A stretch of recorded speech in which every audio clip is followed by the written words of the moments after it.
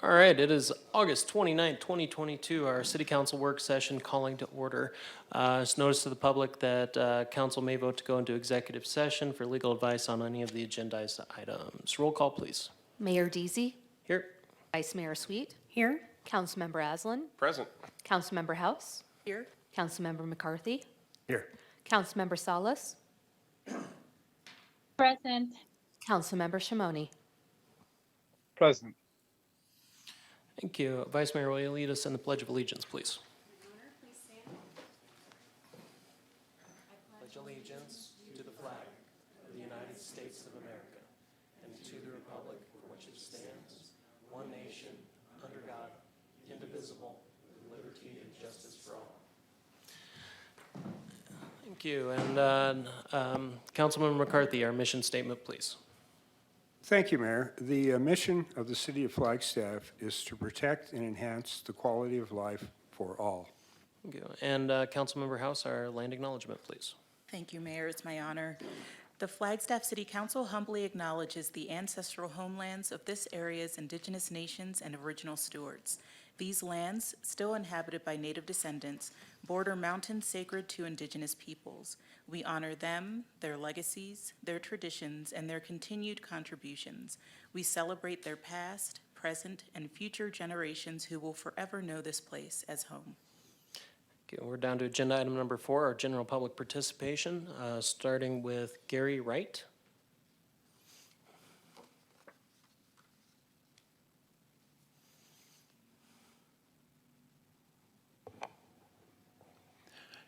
Hello, my name is Gary Wright. My primary residence is 1801 South 13th Avenue, Yuma, Arizona. However, I have a second home at 2127 North Talkington.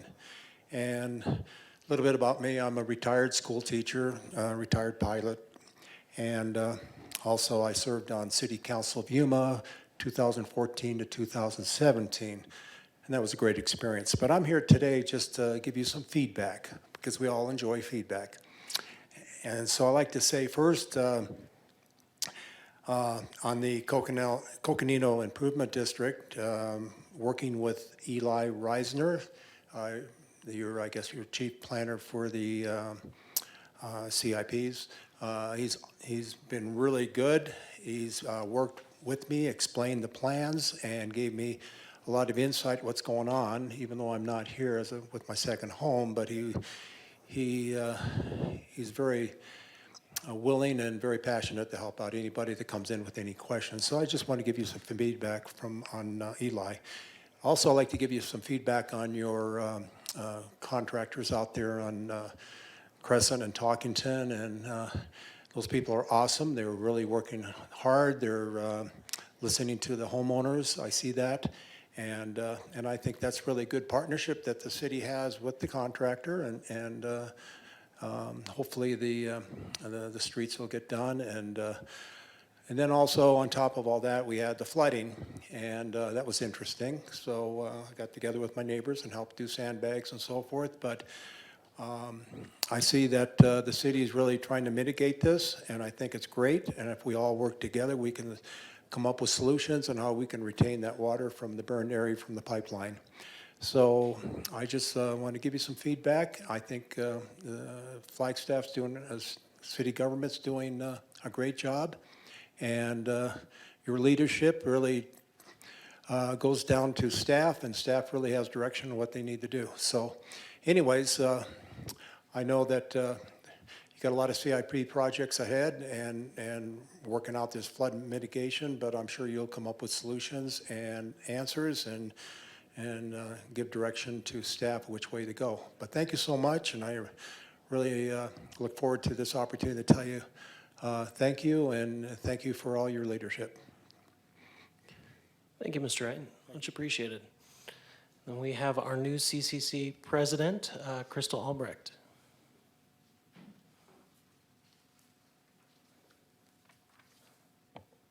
Thank you, Mayor, council members, staff, and guests. My name is Crystal Albrecht, and I got to tell you, Mayor, that on the card, I couldn't remember my address. I've been here for 2 weeks, and so just for the record, my address is or 3181 South Behringer Lane. It's in Pinnacle Pines, but I just drew a blank, couldn't remember.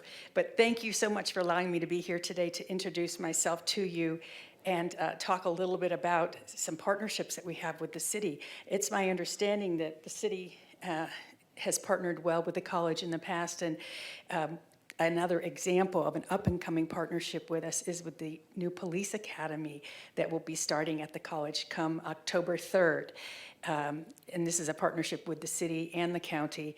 And then also with Yavapai College, because they're letting us use their driving range for now. And then also with Arizona Fish and Game, who's letting us use their firing range.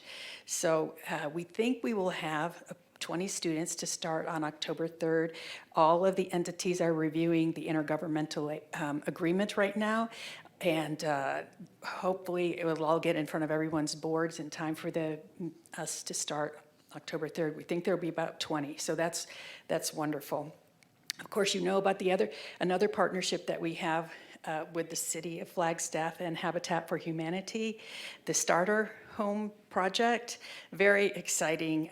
So it'll provide affordable housing for low to middle income families and give them a chance to get a start on a home that then they may be able to build some equity in, sell it back to the Habitat, and then be able to move on to a larger home down the road, and allowing another family to access the housing. We have also been, in closing, I should say, we've also been in conversation with folks from the Flagstaff Sustainability Team about possible partnerships for the college to train contractors in the new zero carbon, net zero building codes that the city has adopted or will be adopting shortly. So we're looking for ways to partner and want to help any way that we can. So that concludes my comments. Thank you. Thank you, Dr. Albrecht. All right, well, that does bring us down to agenda item number 5, our review of draft agenda for the September 6, 2022 City Council meeting. Council, do we have any questions, concerns on the agenda for next week? Checking online here, and looks like I'm not saying anything. So we are down to agenda item number 6, City Manager Report. Mr. Clifton, take us away. Thank you, Mr. Mayor, Council. Good afternoon.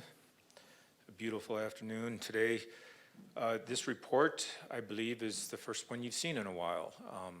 And I hope you enjoyed your recess, and I know there were a lot of updates during the recess, but we're on with business here. So I've outlined a few things, some tidbits and updates, starting with our fire department. Some of these are a little bit dated, but still important. I would like to point out what is also referenced in the report. Neil Chapman was appointed to the Federal Wildland Fire Mitigation and Management Commission. That would be a very significant business card. At any rate, with that long title, we definitely want to recognize his efforts and congratulate him on being the new commissioner. So that's exciting for Flagstaff that we have that kind of representation.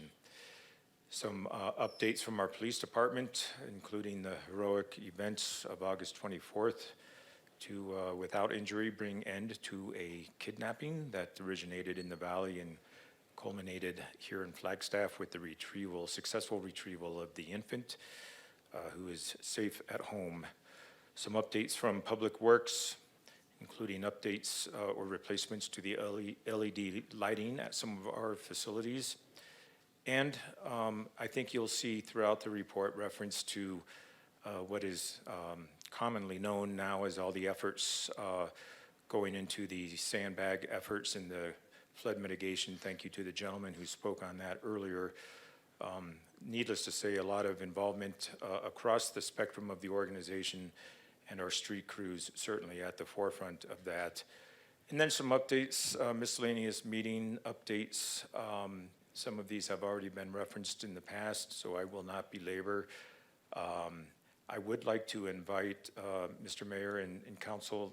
We have 2 monthly updates, and I would like to invite the representatives of those 2 divisions, specifically Economic Vitality and your first ever monthly update from our Parks, Recreation, Open Space, and Events Division, which we call PROS. Economic Vitality is first.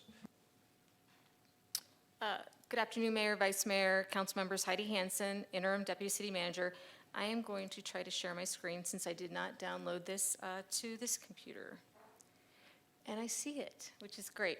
If you had time to read the report in July, great. If not, I forgive you. No, I'm kidding. This is a summary because, as you know, the reports are quite lengthy. There's several sections in Economic Vitality.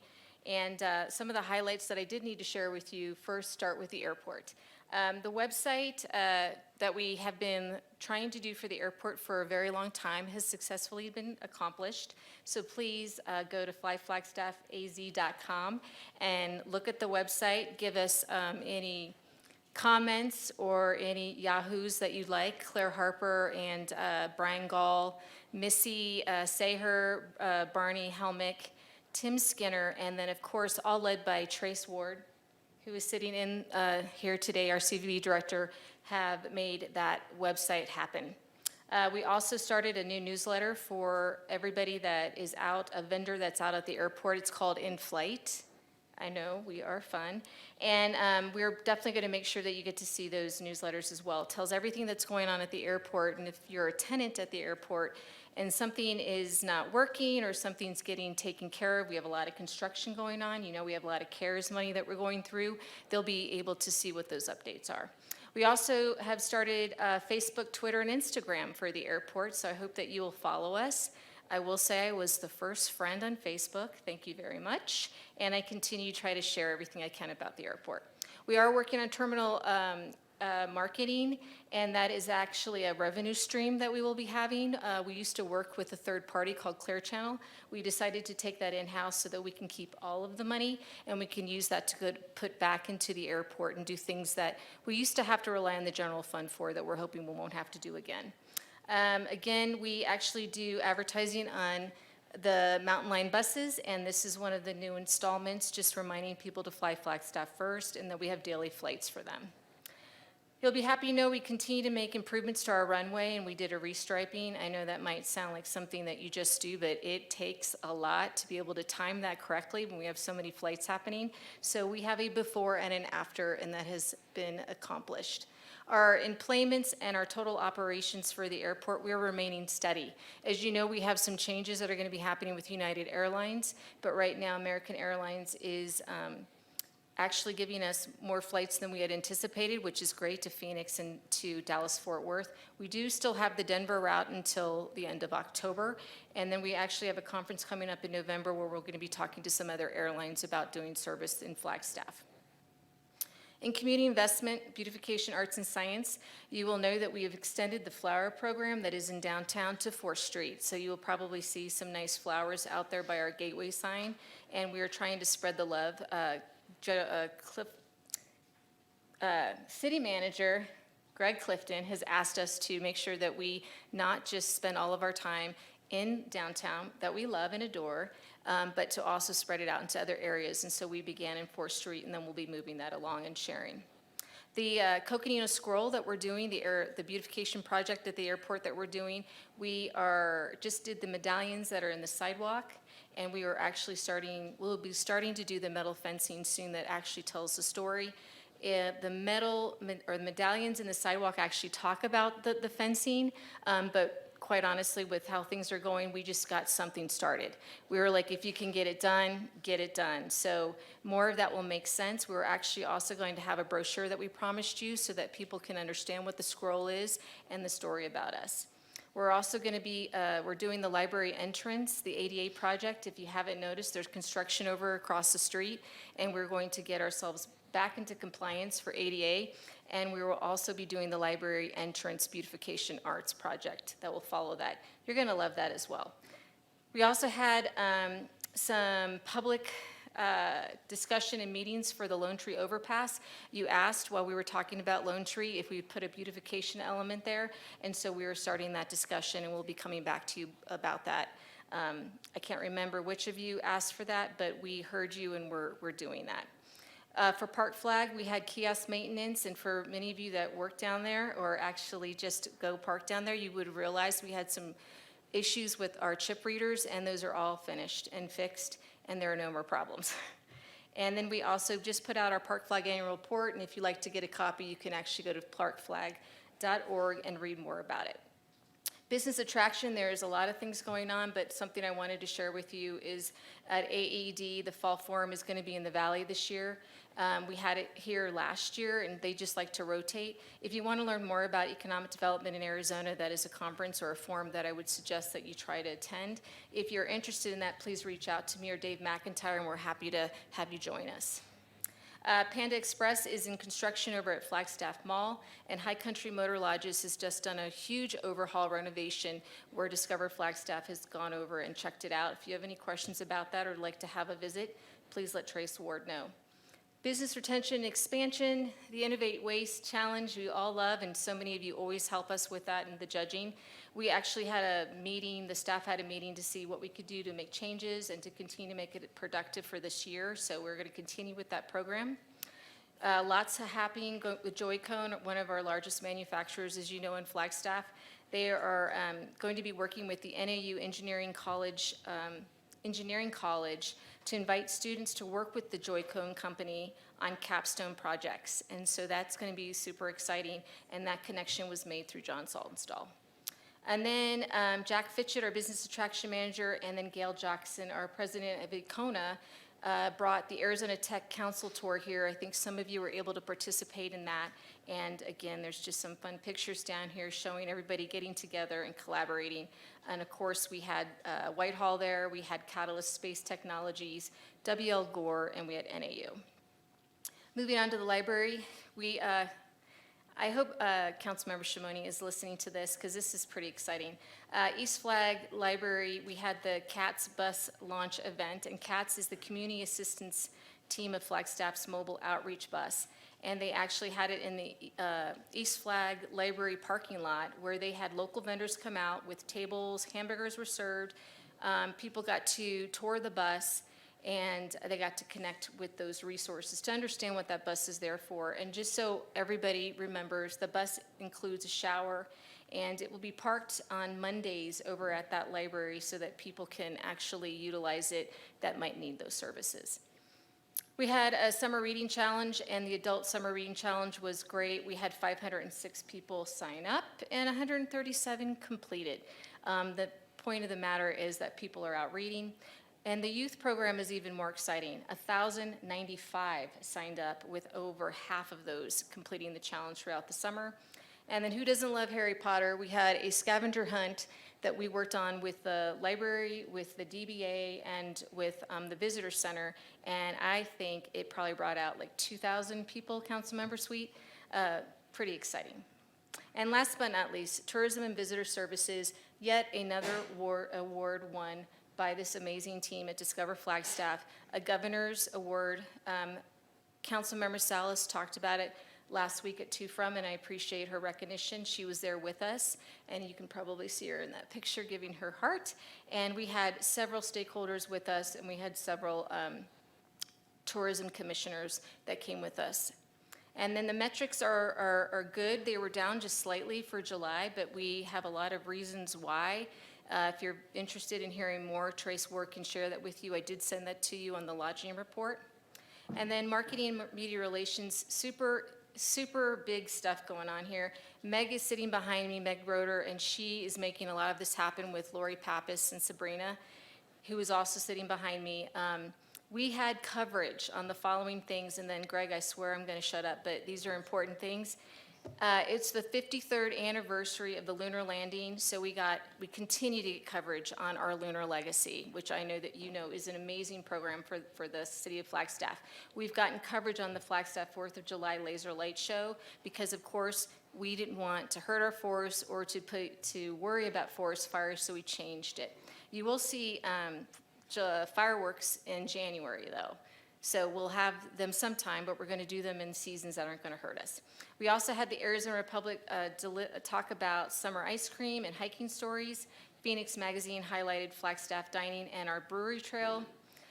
We also had several of our stakeholders get call-outs, like Lowell Observatory, Diablo Burger, and the NASA photographer won third place in a contest when he shared a Flagstaff image. So when they get coverage, we get coverage, and it's national, so it's awesome. And then, of course, Meg and her team were able to procure 7 stories and 20 media assists in the month of July. So I appreciate that work. Our website increased by 38% for our domestic sessions, which is really important because, of course, you know it's also a drive market. Our visitor center had amazing walk-ins and retail figures. The EV charging stations are starting to go in. If you see construction over there at the visitor center, that's what's happening. And then our city recruitment efforts, last but not least, are going very well. Not only is our own HR and recruiting team doing a great job, but our recruiting firms that we have hired on are doing an excellent job, and we are doing great materials to help them so that people know more about us. I shared the video with all of you, and that I just wanted to again thank Trace Ward for leading that effort with me. And I was remiss in telling you that while I'm doing interim deputy city work, Trace is helping me run the Economic Vitality Division, so I appreciate his efforts. Any questions? Councilman McCarthy? Well, Heidi, you mentioned the lunar legacy, so I just want to mention it from my viewpoint. On Facebook, if I get 2 or 3 shares on a post, wow, people are really interested. Well, I had a picture of myself taken up on the side of Mount Eldon with the T-shirt that said that all of the astronauts that landed on the moon trained in Flagstaff. That picture has over 500 shares. People love that picture. They love that message. And so I just thought I'd mention that. Do we have your picture? I can send it to you. I would love that picture. I will send it to you. Yes. We would appreciate that, Councilmember McCarthy. It doesn't have my face because it's the back, but maybe that's better. No, we want your face. So at any rate, I did not share about film because we will be doing a presentation shortly. Thank you. Thank you, Heidi. Councilmember Heidi? Aslan. I'm sorry, Heidi. I did want to ask if you have any updates on the airport PA system project. You know what? It's All so that. funny. It is in this report, and I don't know why I did not summarize. I apologize, Councilmember. It is almost complete, and Claire Harper, our communications manager, is now working out scripts for you so that you can actually record those sessions for us. Does everybody know what Councilmember Aslan is speaking about? So we have messages that go over our PA at the airport, and sometimes they're waiting for quite a while. And he thought that it would make a lot of sense, if I'm not speaking for you, to have council do some of those messages. And some of those messages will remind them that we appreciate them coming to Flagstaff, that we hope that they will return, things like that. So we haven't been able to get you in front of that yet because when we were changing over the system, there was some glitches. And then we had to start over. So we're almost there. And I apologize that I hadn't mentioned that earlier. Thank you, Heidi. You're welcome.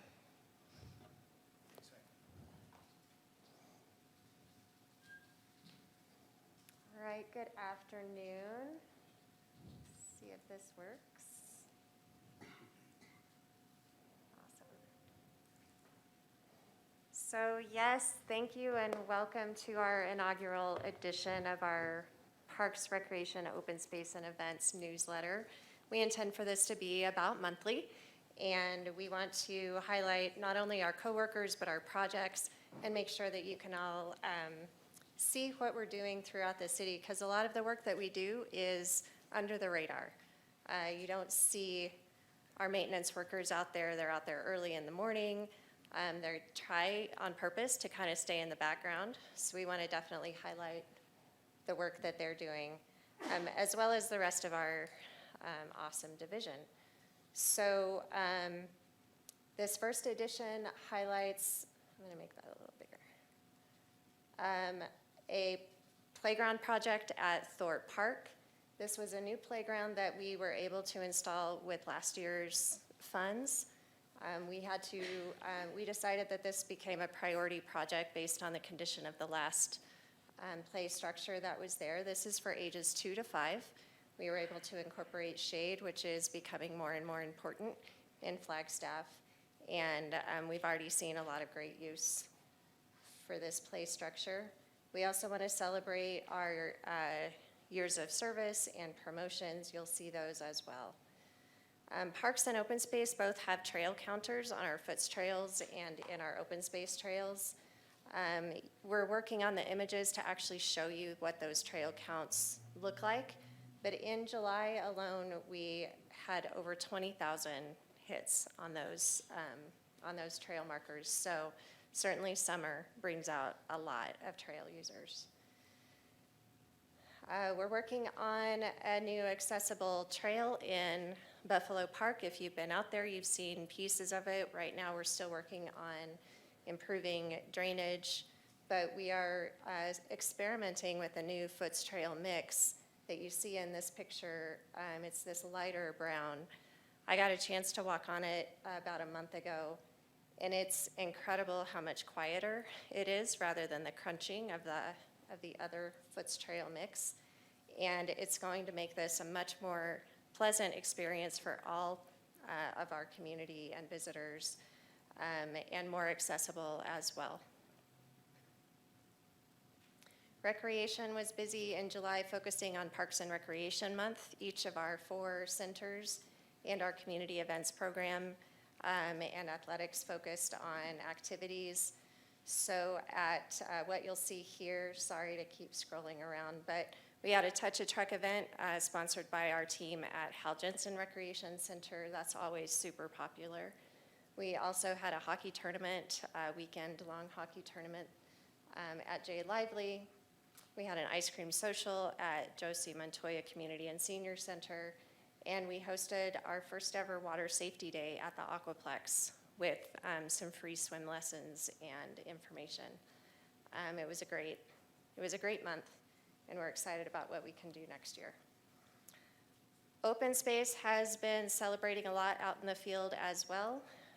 They hosted a bug safari, and I'm going to scroll through the rest of this page really quickly because there's a really scary picture for me right there, and I'm not going to look at it. But we were able to partner with Arizona Watchable Wildlife. We partner with them regularly throughout the year. Is it off the screen yet? Almost. Oh, you're good. Is that better? Okay.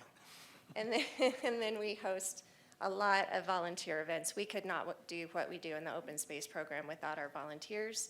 And we've recently been partnering with Working Alternatives to provide some work and some skill building with that team. And we recently, this is one of our great, this was in the picture is Sylvia. She was our AmeriCorps Vista until this summer, but she is continuing to help us organize these events, and she also does incredible work like get old tires out of Picture Canyon. And wrapping up with our E for events, as Heidi mentioned, we partnered with Economic Vitality and Plated Projects to help host the 4th of July laser light show. That was a really interesting and fun new adventure for us, and I think more to come on that in the future. And then our very popular Concerts in the Park wrapped up in July. We did get rained out a couple of times, but we also embarked on a new partnership with County Parks and Recreation, and we were able to host a concert out at Peak View Park. So that is our inaugural edition of the newsletter. We appreciate any and all feedback. If you have thoughts or ideas or comments, we would appreciate hearing that. Thank you. Thank you. Council, any questions at this time? All righty, we're ready to move right along here. We are down to agenda item 7, film industry update in Flagstaff, Arizona.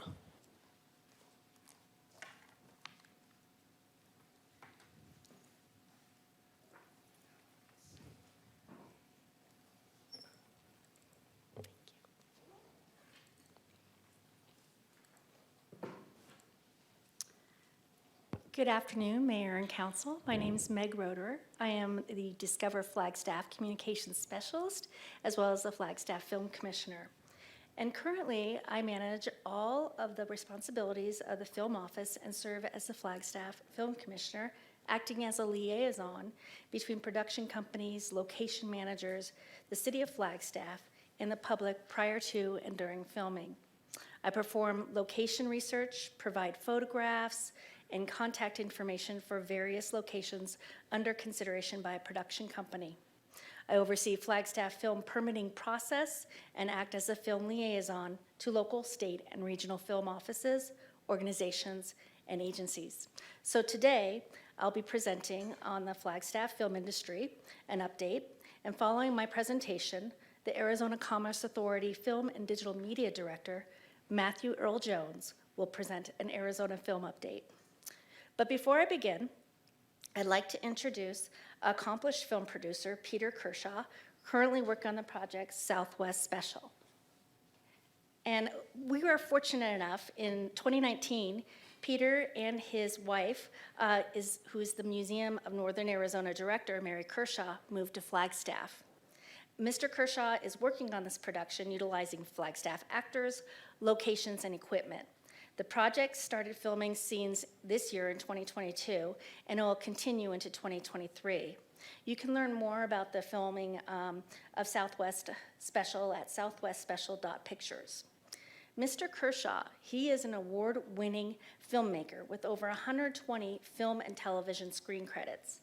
His films have played in more than 300 national and international film festivals, including Cannes, London, Berlin, and Montreal. Peter has 30 years of experience as a producer, director in television and filmmaking, winning over 40 awards, including 2 prestigious Royal Television Society Awards in the UK. Mr. Kershaw is here today and is happy to provide more information about his feature film, Southwest Special, and filming in Flagstaff. Next, you may already know, Discover Flagstaff marketing specialist Sabrina Beard. Ms. Beard will be working with film permits and procedures over the next 6 to 12 months as well. And some of you may be familiar with Rand Jenkins of Mountain Mojo. Mr. Jenkins volunteers as our Northern Arizona Film Resource Coordinator, or FRCs as we call them. And they are key volunteer individuals tied to the industry, familiar with particular areas, and selected by the Arizona Office of Film and Digital Media to serve as ambassadors of goodwill by providing additional resources and assistance to production filming across the state of Arizona.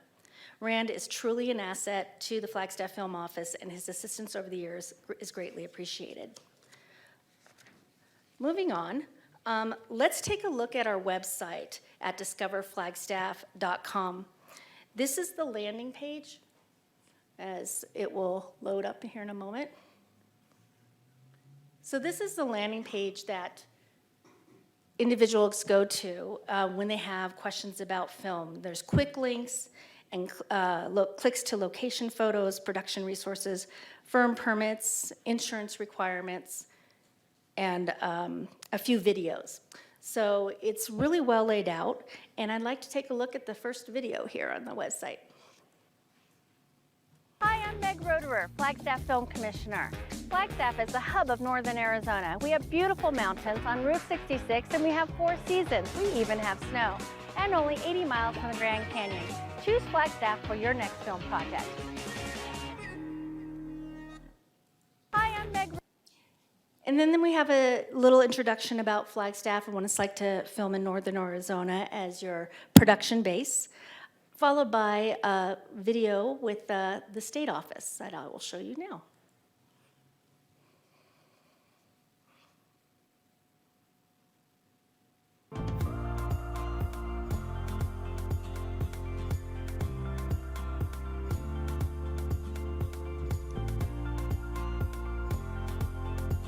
Welcome to Arizona.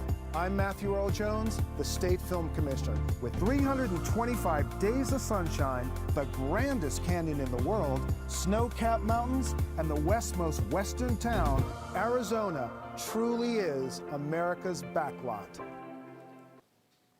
So those are some great videos that film producers can take a look at, location scouts, if they have basic questions about filming in Flagstaff.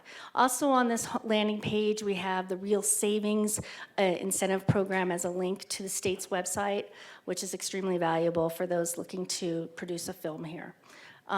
Quick links again at the bottom, and that is the website. Does anybody have any questions about the website? Okay.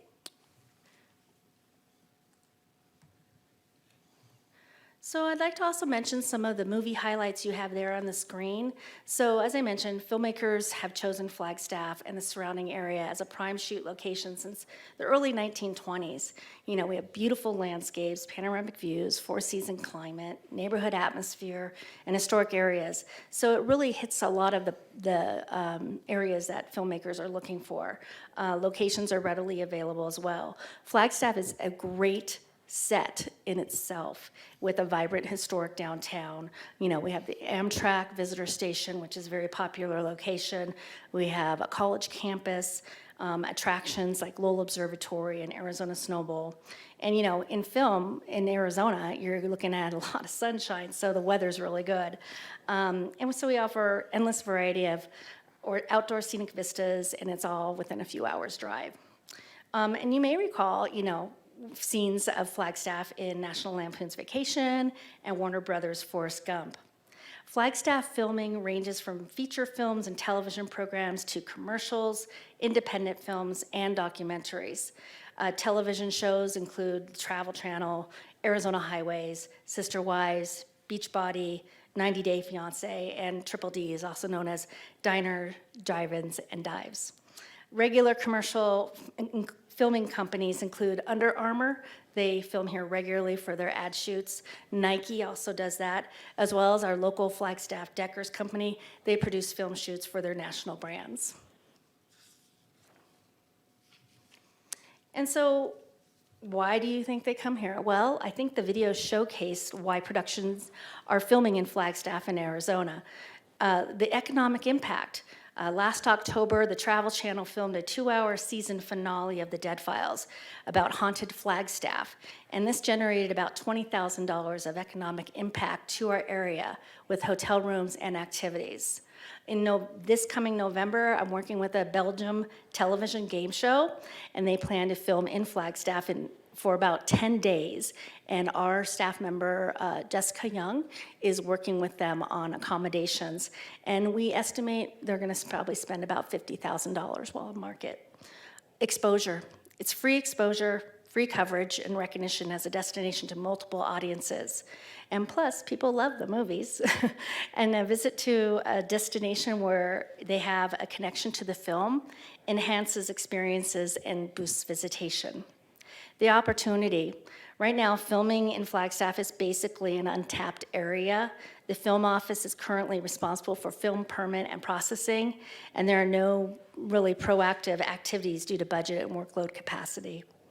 And then finally, a new tax credit legislation with Arizona House Bill 2156, and there'll be more to come on that from Director Jones during his presentation. So there is no cost to apply, but depending on the activities of the film project, there may be fees. For example, if they have to do a street closure, if they have to have off-duty officers or use of facilities, fees can apply, but they're usually rather minimal. It really depends on the project. Step 1, application. Step 2, get a certificate of insurance and certificate of endorsement. Step 3 is the internal routing process. And during internal routing, it goes to police department, streets, risk management, of course, pros, and parking, or even the airport, just depends on the nature of the project. And I would like to mention that some production companies request locations for cities, and perhaps it doesn't work out. We always provide alternate locations that may be a private property location or another location that, so we can accommodate the project. And the pros department recently did this, and I just want to recognize the appreciation for Amy and Haley in pros for helping get a project through. In Step 4 is the approval process, and to date, we've had 3 permits issued so far that were approved.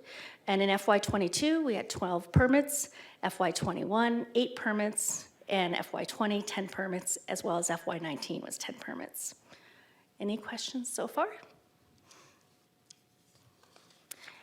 One of the most important things to remember if attracting film in northern Arizona and Flagstaff in particular is to be film friendly. You want to be welcoming, helpful, knowledgeable, accommodating, and responsive. All those things that you would expect from a customer service perspective to attract those film companies to come here. And some of the most common questions I receive are about locations. Where can I go film in this area? I have an RV commercial. Where can I find some areas to film at? Or I have a project that requires an old barn, different things like that. There's a lot of inquiries, so locations are always a major one. Arizona Snowbowl is a very popular location for car commercials, for example. And Chevy filmed a commercial here last year, and they actually used our EV stations that are located outside the Milliken House for their shoot. So another reason to also welcome film companies as they promote our town and our services. Other popular areas include downtown, Buffalo Park, and public work facilities. Jurisdictions, I have jurisdiction for the city of Flagstaff. Some of the projects may be Coconino County. They could be the U.S. Forest Service, so I make those connections for and help them with those contacts. Drones is another common question. I will often call Barney at the airport and say, is this going to be doable? Because there is regulations there.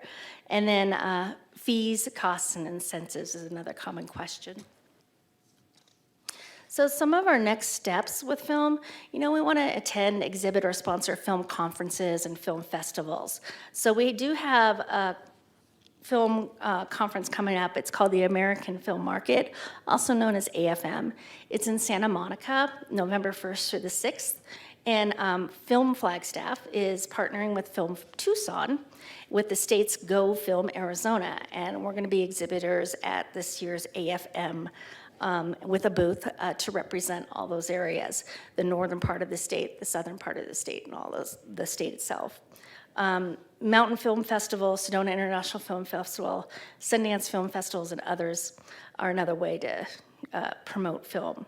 Marketing, owned, earned, and paid in print and digital publications, such as Movie Maker Magazine or Filmmaker Magazine is another way.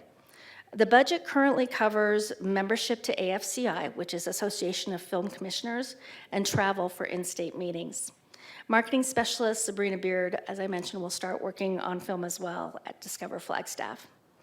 And that concludes my presentation for today. Do you guys have any questions for myself or anyone on the team or Mr. Kershaw? Yeah, Councilmember Aslan? Thank you, Mayor. Thank you, Meg. I really appreciate you and I really appreciate everything that the film office is doing here in town. I just wanted to say, I started thinking about this subject earlier in the year, and my vision was to take wherever we were at with our film promotion and accessibility and beef it up. And well, it turns out we're actually pretty far along in that process. And it's great to learn about all that's already going on and to just be able to lift it up and publicize it here today and recognize that and celebrate it. So a deep appreciation for you and your team and all the great things that are already happening, and very excited about some of the new things we've got going too. Thank you, Councilmember Aslan. Councilmember McCarthy? Hi, Meg. One of your slides said that Casablanca was partially filmed here. Mm-hmm. One of my favorite movies of all time. Can you tell me what scene? I went on the internet and I couldn't find anything that was definitive. I'll have to get back to you on that one. I'm not If you quite would, sure. I would Yeah, re- absolutely. I would And then, really appreciate it. John Wayne was, I guess, a regular at Hotel Monte Vista. It looks like someone in back of you might know the Oh, answer. okay. Can you come up to the mic so This the is people Mr. online Kershaw. can hear you? Of course Peter would know. I like the shirt, by the way. There's only one possible scene I think it could be.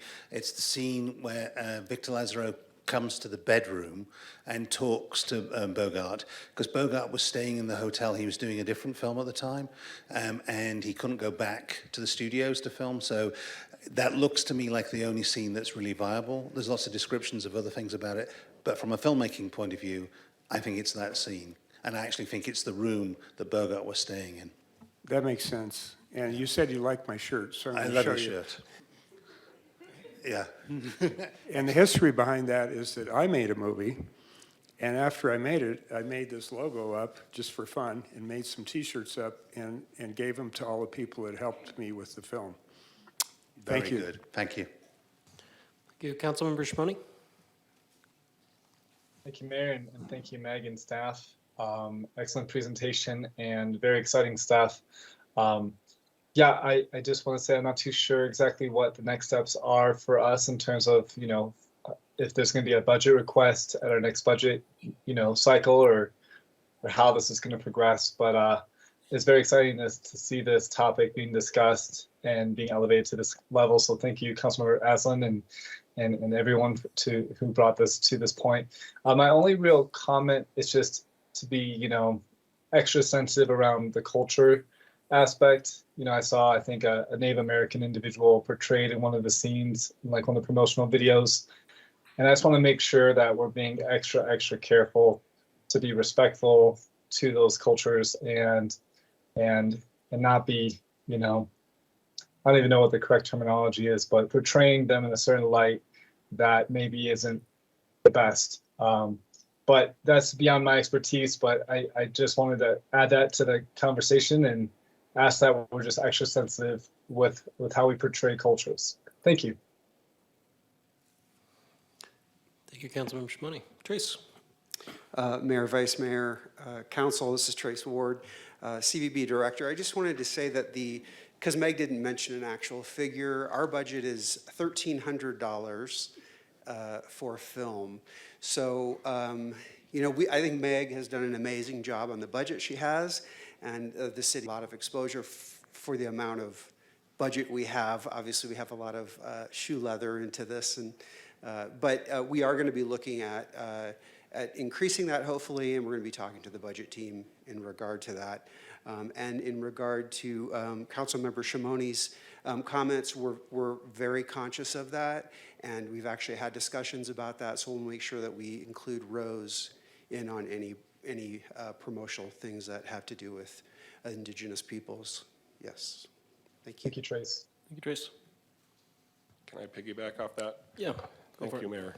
So yeah, that figure surprises me. You guys are obviously doing a ton with very little resources. And I would definitely like to see those resources increase to the extent that we're able to move things around and find that money for you guys. Part of this for me was remembering back to my own childhood growing up in Prescott. And I know I told this story once before, but I was involved in a production with Alec Baldwin and Kim Basinger in Prescott called The Getaway. And I remember the whole trajectory of that involvement was such an exciting, magical time for the entire community of Prescott. And so there's lots of tangibles that the film industry can bring to town. Those dollars, those hotel stays and the food and the local staffing of various productions. But there's also lots of intangibles that we get out of that sort of thing. I remember going to the movie theater, the Warenberg Theaters in Prescott, to watch The Getaway, and the entire place was packed, and everyone was so excited about all the scenes that were filmed in Prescott, and they were pointing and they were oohing and aahing. And so that sort of mental geography that we are able to put in our heads and farm out to the rest of the world creates all sorts of pride in our own community. It creates a narrative that precedes us everywhere we go, and it creates tourism opportunities. Folks are going to look at those locations and go, where is that? I want to go visit that. I want to check that out and see that. And even just the smiles around the room when we were talking about that one scene in Casablanca being filmed here. And I remember the bumper sticker that was portrayed prominently in the Forrest Gump film. These things are just a lot of fun. They're a part of our identity. They become a part of our culture. And to the extent that you guys are leveraging the resources you have, imagine what we can do with a few more dollars going towards all of that. And I can't wait to hear from Matthew about the efforts statewide to make sure that we're not being skipped over by California as everybody goes to New Mexico. So we should tap into that for sure. And thanks for the presentations. Thank you. Thank you. Let me just set this up for our next presenter, which is Matthew Earl Jones, Director of the Arizona Commerce Authority, Film and Digital Media.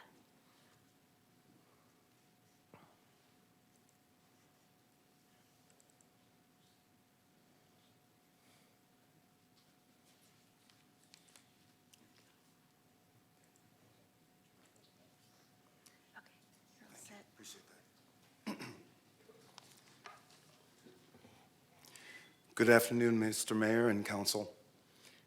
As Meg said, my name is Matthew Earl Jones. I'm the Director of the Arizona Film and Digital Media Program. Before I go any further, I want to thank you all for getting me out of the heat in Phoenix. My wife and I recently vacationed here, had a good time. And 20 years ago, I left Los Angeles to move to Arizona because someone was kind enough to give me a vacation to Flag and Sedona. Of course, I came in March, and of course, I moved to Phoenix July 1, which shows I have absolutely no common sense. So the Arizona Film and Digital Media Program is often the first point of contact for inquiries about filming in the state of Arizona.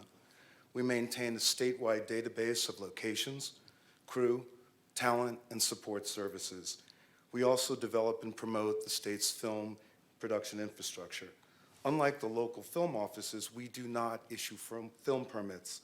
Instead, we route prospective clients to the appropriate permitting agency, local, county, state, tribal, and federal.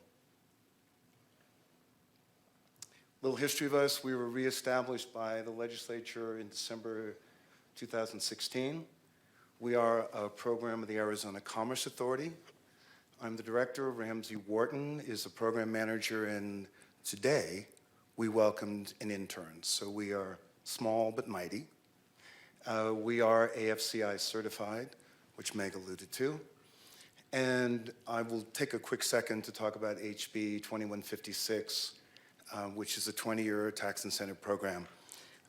It became law on, I believe, July 7th. It will go into effect January 1, 2023. It will be administered by the Finance Department of the Arizona Commerce Authority. The rules and regulations and application will be available September of 23, and in June of 23, there will be a 90-day period for public comments, concerns, questions, etc.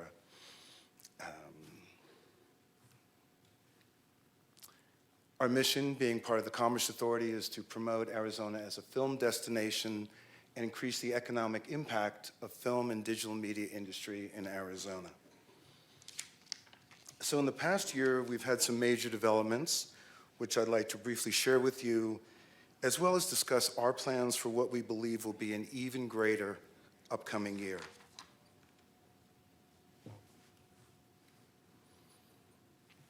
So the HBO Max pilot Duster, directed by J.J. Abrams and starring Josh Holloway, brought a larger economic impact to the city of Tucson than their best years total in decades. The estimated direct local spend was $10 million. 244 cast and crew were brought in from outside, primarily from California, resulting in 9,797 hotel room nights. 488 local actors and 185 local crew were hired, resulting in 18,844 job days. This project has helped spark a workforce development effort as students from the local community college were trained, and over half got jobs on that pilot. The project has supercharged our business attraction efforts.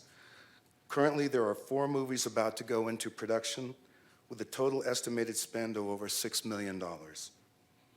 Arizona's ability to handle a project of this magnitude has raised the state's profile as a production destination.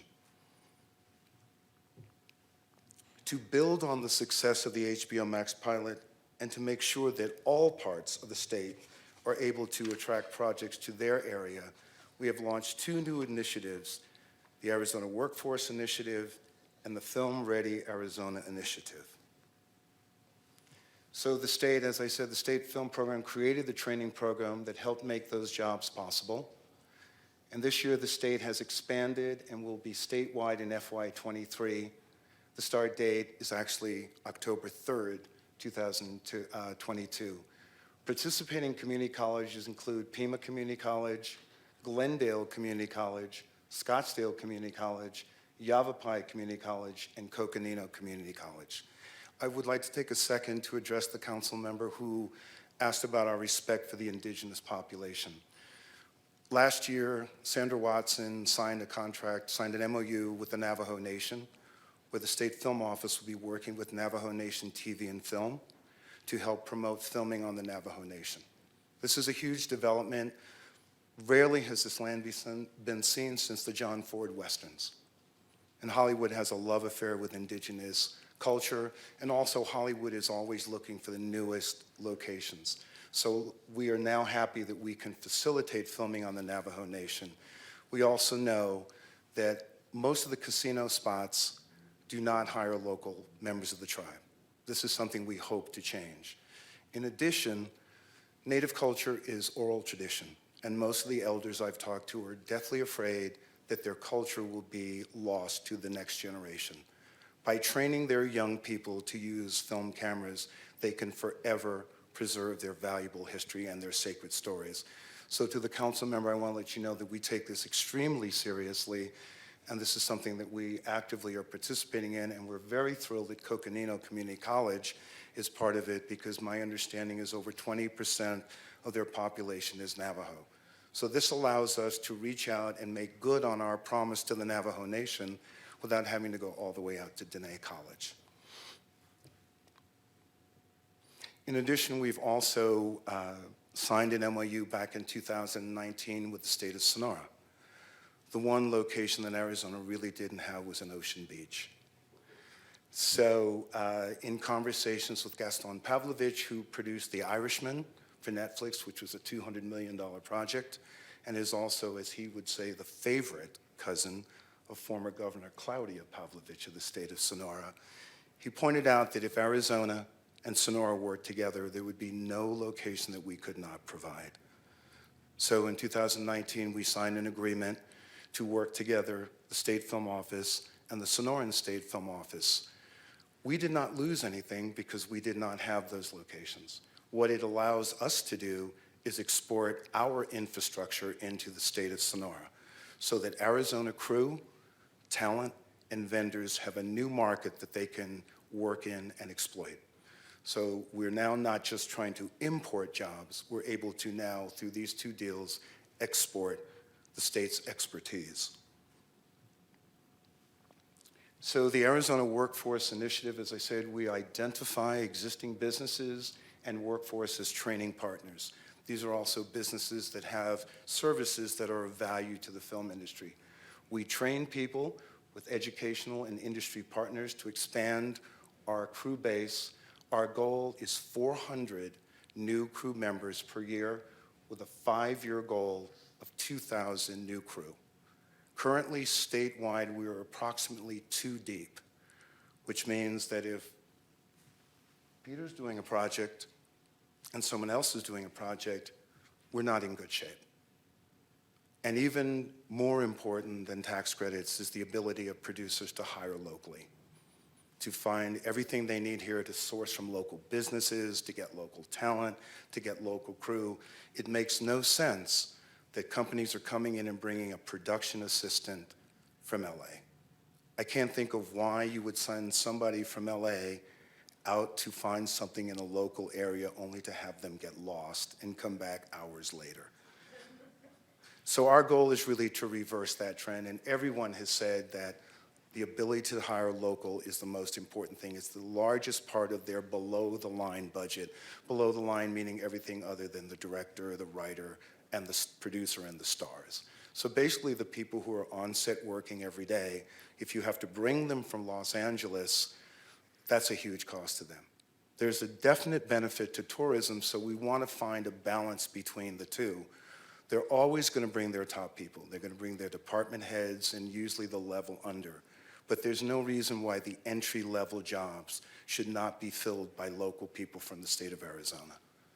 And then, of course, our goal is to promote that workforce in our crew database, which is the Arizona Production Directory, which is available through the film program's website. For economic development, we are initiating the Film Ready Arizona initiative. So you've heard Meg allude to Rand Jenkins as an FRC. So that was our first phase, to find a local person, someone who was either with government or was a professional who knew the industry, and if the film office was not available, they could be there to help welcome people into the state. The problem with that is if that person is working or moves to another jurisdiction, that market could go dark. So what we're doing is we're expanding that with the help of local governments to a film-ready community. And it'll be on our website, the different requirements, Tier 1 to Tier 5 being the highest. As I'm sure you're aware, Flagstaff is a Tier 5 film-ready community. We will be expanding the statewide infrastructure, facilities, resources, and support business, all with the goal of putting those companies, those businesses, and those individuals to work. And then finally, we will be supporting productions with finding local locations, crew, talent, and those services. Program tools that we have on our website, which is gofilmaz.com, which is actually azcommerce.com/film-digital media. That's a mouthful. You'll see a banner that says Film and Digital Media. Above it are the nav bars for the Commerce Authority. Below those are the ones for the Film Office. We have, as I've alluded to, the Arizona Production Directory. We have a location database. Currently, there's over 13,000 Arizona locations that have been categorized by type. I'm sure you saw some of your snow in our video. We have film offices, and when we reopened it, I believe there were 7. Now there are 16. So we have added other jurisdictions having a bona fide film office. We have film resource coordinators, and now we're expanding that into film-ready communities. And we have online resources, production essentials, permitting, partners. Again, I said, we do not issue permits. I don't have that authority, but we have relationships with state parks, ADOT, the tribal communities, as we've alluded to, and obviously the local film offices. If you'd like to contact us, I can be reached at matthewj@azcommerce.com, and if you go to the website, I'm actually crazy enough to have my personal cell phone on the state's website. I have a background in line producing, and so we tend not to ever stop working, much to my daughter's chagrin. And Ramsey Wharton at ramseyw@azcommerce.com, and you can visit gofilmaz.com. That concludes my presentation. Thank you again for bringing me out of the heat, and if there's any questions, I'm happy to answer them. Thank you. Council, do we have any questions? I do. Yes. I'm just wondering, since we have you here, is there anything else you can tell us or would like to share about HB 2156? The bill is basically, and this is all, public knowledge, the bill is an infrastructure bill. It is designed to foster investments in building studios and what we call qualified facilities. So whether that's a post house or a production facility, currently we're looking at over 10,000 square feet. Because so much production is done on location, and we did not want to lose that market, there's a $25 million set aside for on-location shooting. The caveat in that is we would like them to use a local post house Since right now we don't have Company 3 or any of those magnitude, the words "if available" were added to the bill. So there is that $25 million per year, so that if someone comes here and shoots in Flagstaff, they would be eligible for that share of the money. The overall goal, though, is to build our infrastructure. We're in commerce, so obviously we want to see permanent jobs in brick and mortar. Thank you. Councilmember Shimoni. Thank you, Mayor, and thank you, Matthew, for being up here in cool Arizona. Appreciate you making the trek. Yeah, Anytime. you're welcome. We're here every Tuesday, so once a week. But in all seriousness, thank you for the presentation and your work. Great to be working with you and having you here to present to the council. I really appreciate the local emphasis you were speaking to in terms of employment and whatnot, and also the relation with the Native American community, I believe the Navajo Nation particularly. But I think we have a beautiful opportunity to embrace and feature the people of Northern Arizona, right? And in us going down this path with you all, I think there's great opportunity. So I'm glad to hear that that's already a topic that's front of mind and one that you're embracing as a value. My question and comment, and it's more of a comment than a question, but if you do have any thoughts on this, Matthew, I'd love to hear it. But, it sounds like quite a jolt of energy that this could bring to any community, these types of efforts. And I'm just wondering, I can't help but think about our housing in Flagstaff and our locals. And is there an impact to housing that you know of? Obviously, the night stayed at hotels could be in short-term rentals, I assume. Would this bring an added strain to our local community that are seeking housing? Do you have that perspective at all? I actually do not. I don't have a background in city planning. I can see if there is information from our research department. My belief is that, especially in northern Arizona and the Flagstaff area, which I see as an untapped resource, and I grew up in Connecticut, so I feel very much at home here. You have 4 seasons. So I would think that there is a lot of room for growth, and I would hope that obviously, that will be up to you all to decide where that line is drawn, where the growth becomes too much. But I can honestly say that I think there is a lot of room for economic opportunity and growth without straining the resources. That's my hope. Okay. But that's an opinion. I don't have any hard evidence to back that up, but I will look into that for you. So, just a message to council as I close out, just think about that, this might bring a lot more people to our community that are looking to stay in a somewhat, temporary fashion.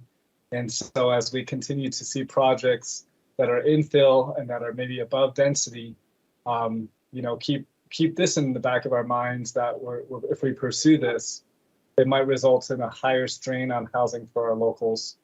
Matthew, again, thank you, and thank you to staff, and thank you, Mayor. Thank you. Yes. Councilmember Shimoni, I just want to add a couple of comments on the housing question.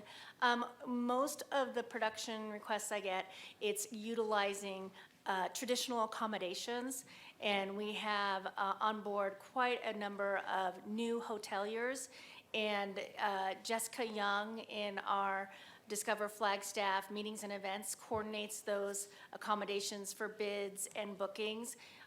So whether it's 3 days, 10 days, or 20 days, it's typically, from my experience, I've noticed, through traditional accommodations, if that helps with any of your question. It does. Thank you.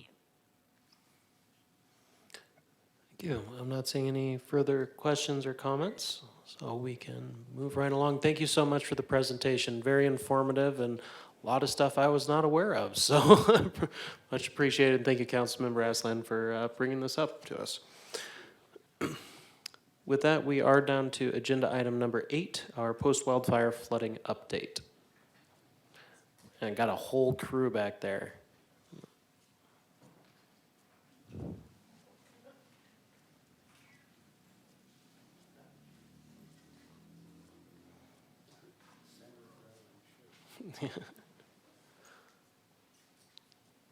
Thank you.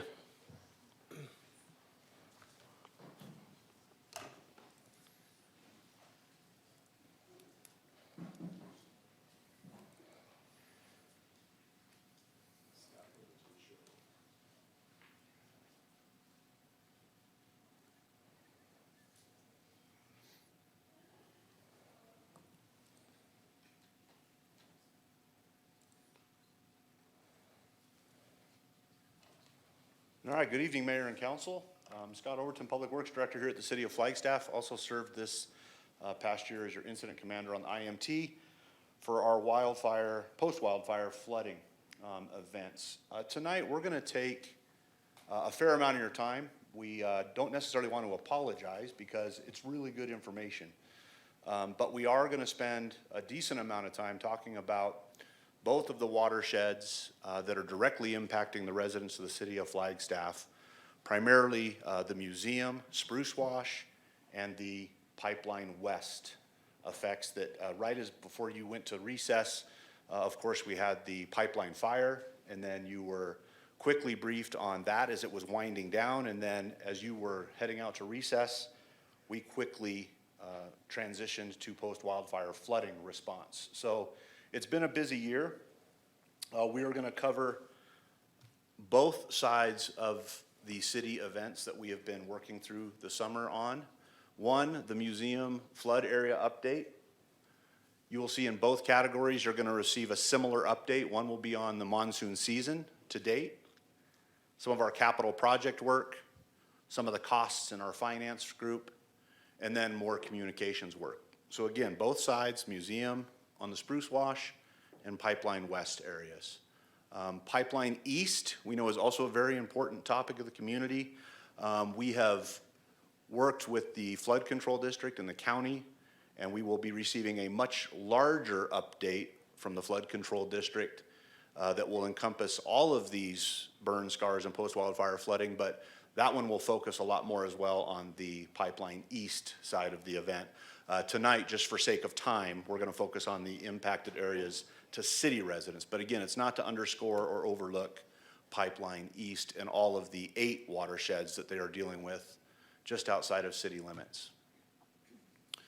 I would like to take a moment right at the onset here tonight, before you've seen a number of these slides, just to introduce our incident management team. We took the incident command system, created an incident management team, and it is made up of individuals from almost every division of the city.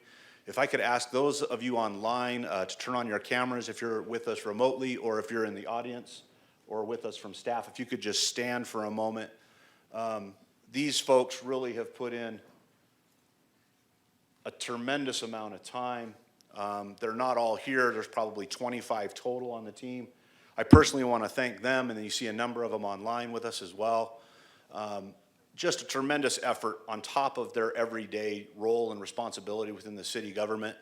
We have asked them to serve in a capacity within the IMT, and most are pretty demanding. They are required to kind of be on IMT call 7 days a week, and this is their 8th week now working through the IMT process. And until flood season really is completed, we will keep calling them back. So thank you all for your work, and we appreciate those efforts. Thank you. And beyond just the simple staffing for our incident management team, our community response partners, I can't say enough or talk to you enough about some of the efforts of our engineering consultants, our contractors, our vendors, and our volunteers. We have asked a lot, in particular of our on-call contractors and of our engineering community.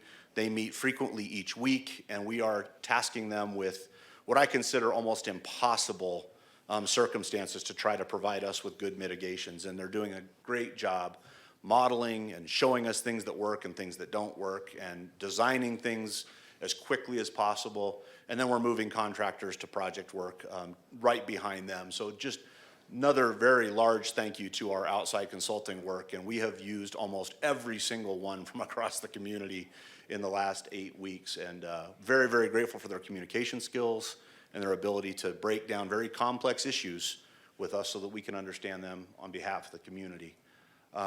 Another very important group we had established this year was our policy group and our agency administrator, and I just wanted to quickly point out and thank Mayor Deasy and Vice Mayor Sweet for representing not only the community and the council, but Shannon Anderson, your deputy city manager, and our emergency management group, Stacy, Sarah, Rebecca Sayers, our deputy IC, myself. It was great to be able to visit with you daily when we were really in heavy response, and then we backed those meetings off a little bit, but very important group to just make sure that we're understanding the dynamics of the community. We're hearing from what you're hearing from in the community from constituents, and then we're hopefully translating that back to the IMT. So thank you for that extra devoted time this year. Know it takes a little bit of effort, but clearly it's worth it for us to understand what you're dealing with. So I won't go through this in detail. It's a fairly small slide on the screen, but I did want to go through and just demonstrate, it's in your packet, the planning P. So this is a P, as in the letter P, from the incident command structure. And this P is generally the steps we go through. So if we start at the very bottom, the incident and the event, no matter what the incident for us, it could be a train derailment, it could be a forest fire, it could be a flood in this case. This is the same process, and we go through this cycle every day. So you will see these series of meetings and all of these series every day when we're in response, and it really gives you a good picture or snapshot or visual of what the IMT work does. And for many people, they might not know what every single element of the P does, but generally if they can perform the job and the task within their role, when it all gets to the very end, everyone's pretty pleased with the end result, and we have a quality action plan that we can implement each day throughout an event. So very important piece of the puzzle for us, and we've really embraced it this last summer, even without knowing it to a degree.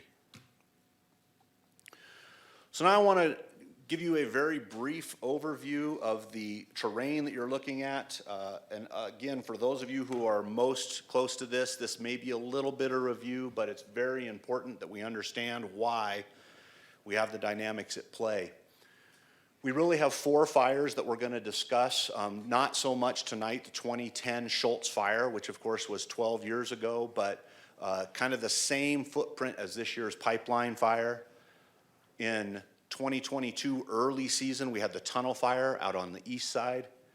2019, the museum fire, and of course 2022, the pipeline fire on top of Schultz and tunnel. And the light teal or blue arrows are generally what is referred to as kind of the flow path. The purple or dark blue line is the watershed. So I'm kind of hovering this mouse here over the 180 corridor. These are the reservoir plants off of Schultz Pass Road. This watershed here is the Schultz Creek watershed. So everything within this purple or blue boundary drains to this teal line and then generally finds its path down through Schultz Creek behind the reservoir plant and enters right around the station at Station 5, Fire Station 5, and then crosses 180 in the underground system, and then above the roadway on a larger event when it is overwhelmed, right down into the Northwoods Apartments, Savannah Street, and then down into North Coconino Estates before majority of the water finds its way to the Rio de Flag main channel, which is right around here. So this portion right here is the portion we're concerned with. This is the burn scar from the pipeline scar that is within the Schultz Creek watershed. This one, to a lesser degree, just to the left, is a second watershed that enters at Cheshire, Magdalena, and it comes down in through and catches the main channel again. Museum, we were all familiar with in 2019. It's this orangish yellow line, 2,000 acre burn scar in the Dry Lake Hills, and it all enters the city via the Spruce Wash right at the top of Paradise, down Grandview, and through the Sunnyside neighborhood. So good overview here, and then all of these watersheds over here, all 8 of them, including Government Tank and everything to the north, all drain towards the east, primarily everything from Silver Saddle Road to the north at the summit. But of course, we are not going to cover ground on these this evening. Tonight's focus, Museum and Schultz Creek, Schultz Creek on the pipeline west side. We're going to start this evening with the museum. Towards the end, we will take questions, so please, if you could, jot those down. You'll see a kind of a rhythm here. We're going to go through museum, very similar slide set for pipeline west, and then everyone will stick around. We'll have lots of time for questions and comments, and then I'm sure you may have a public commenter as well. So I get the first slide. One thing we want to point out with museums, so now we're talking museum only. 2022 monsoon season, this was really kind of a telling graph, and we want to remind all in the community that the museum spruce wash is still a significant threat. We have completed some work on forest and to the county portions of this wash just outside of city limits, and one project very close to city limits at the top of Paradise. We've also seen some improvements within the system that we'll talk about this evening. But this, to me, was a really telling graph, and it's a little bit dated. We've had a couple small events since then, but the engineers put together this simple graph. And if you took a look at 2021, you will see that we have this broken down by date of incident. So we had 5 incidents last summer.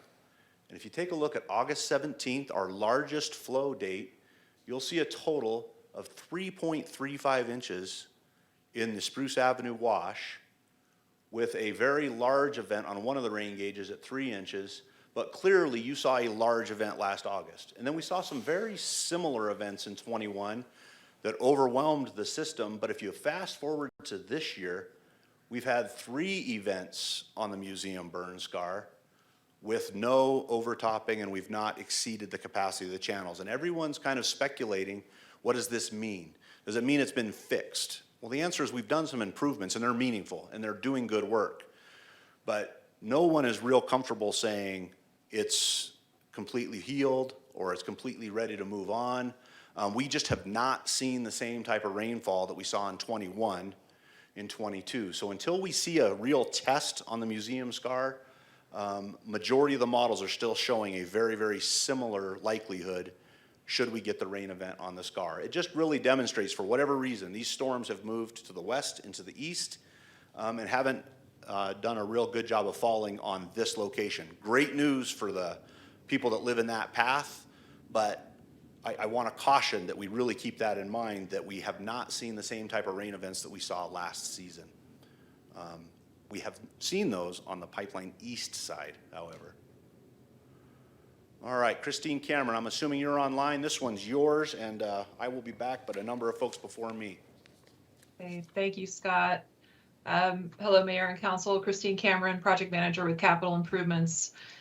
So the drainage portion of the Dortha project was completed in early July, right before monsoons. A big, huge thank you goes out to the project team, including Tiffany Construction, SWI, who's our engineer of record on the project, the museum flood engineering feasibility team, staff, of course, and then staff from the city, including stormwater, public works, and procurement. Just a huge lift, a lot of work very quickly done and very well done. So thank you. The Dortha Avenue surface improvements were finished up over July and August. So Dortha was opened up to traffic a few weeks ago on the 19th of August. And we're still tying up a couple of loose ends, including some fencing and some minor improvements, just getting that contract wrapped up out there.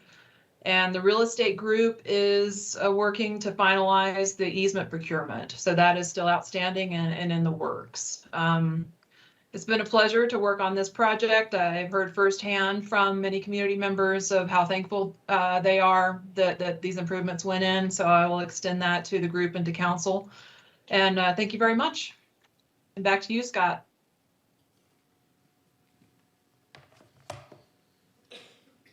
Good afternoon, Mayor, Vice Mayor, Council. Adam Yali, Senior Project Manager, Public Works. I'm back again. Today I'm here to talk about the Killip detention basins. I believe you're all aware that this was an endeavor that we partnered with FUSD to go ahead and bring these basins online while they were constructing the new Killip project. The project, as you may or may not be aware, is still ongoing as far as the basins are concerned. They did have the ribbon cutting on August 9th, which was fantastic. And for anybody with FUSD that is watching, thank you very much. I really appreciate it. Real quick, the particular basins are near complete. On July 31st, we did have pretty good sized event in town, and at which time the basins did receive water from the adjoining park, Ponderosa Park. So we did get some water in there. We do have a proof of concept. They are working, they are functioning. What we have remaining is to put in some riprap and some final grading, but it's near complete. And it's a great project. During that event on the 31st of July, I did have several community members come over, and they were very, very thankful for it, because they knew that would probably end up in the streets or adjacent to their sandbags had that not been there. So, near complete. Thank you very much. Proud to announce Ed Shank's going to come in and take some more slides.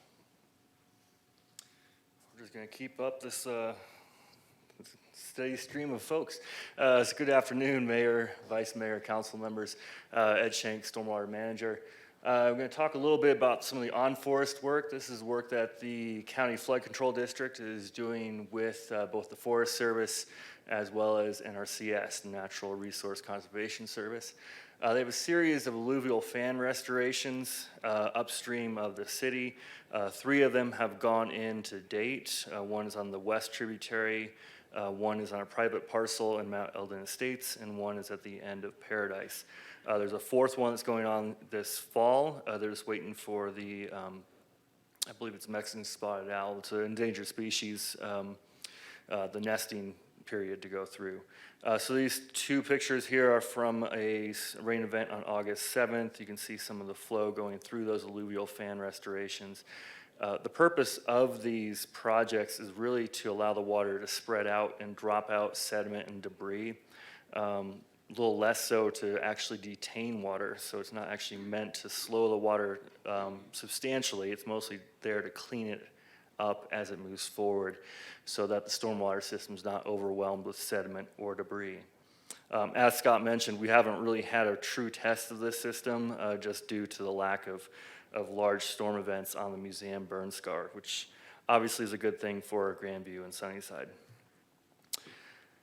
Just immediately downstream of that Paradise fan, the lowermost fan, is the Parkway sediment basins. This is another project of the County Flood Control District through NRCS and obviously with city support on a city parcel. This project's at a 60% design at the moment, and it's an important part of the overall system because it allows us to drop out that final amount of sediment that's coming through the forest system before we get to our stormwater infrastructure. The NRCS has had time extension requested by the county, and as I mentioned, the project is now entirely designed on the city-owned parcel. There's no bleed over into the private parcels that are adjacent.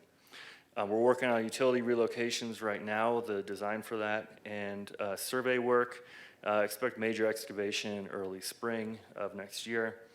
We have identified trail access that would go through this parcel, and this will be incorporated, but it's not eligible with the NRCS funds, so we'll have to find city funding for that.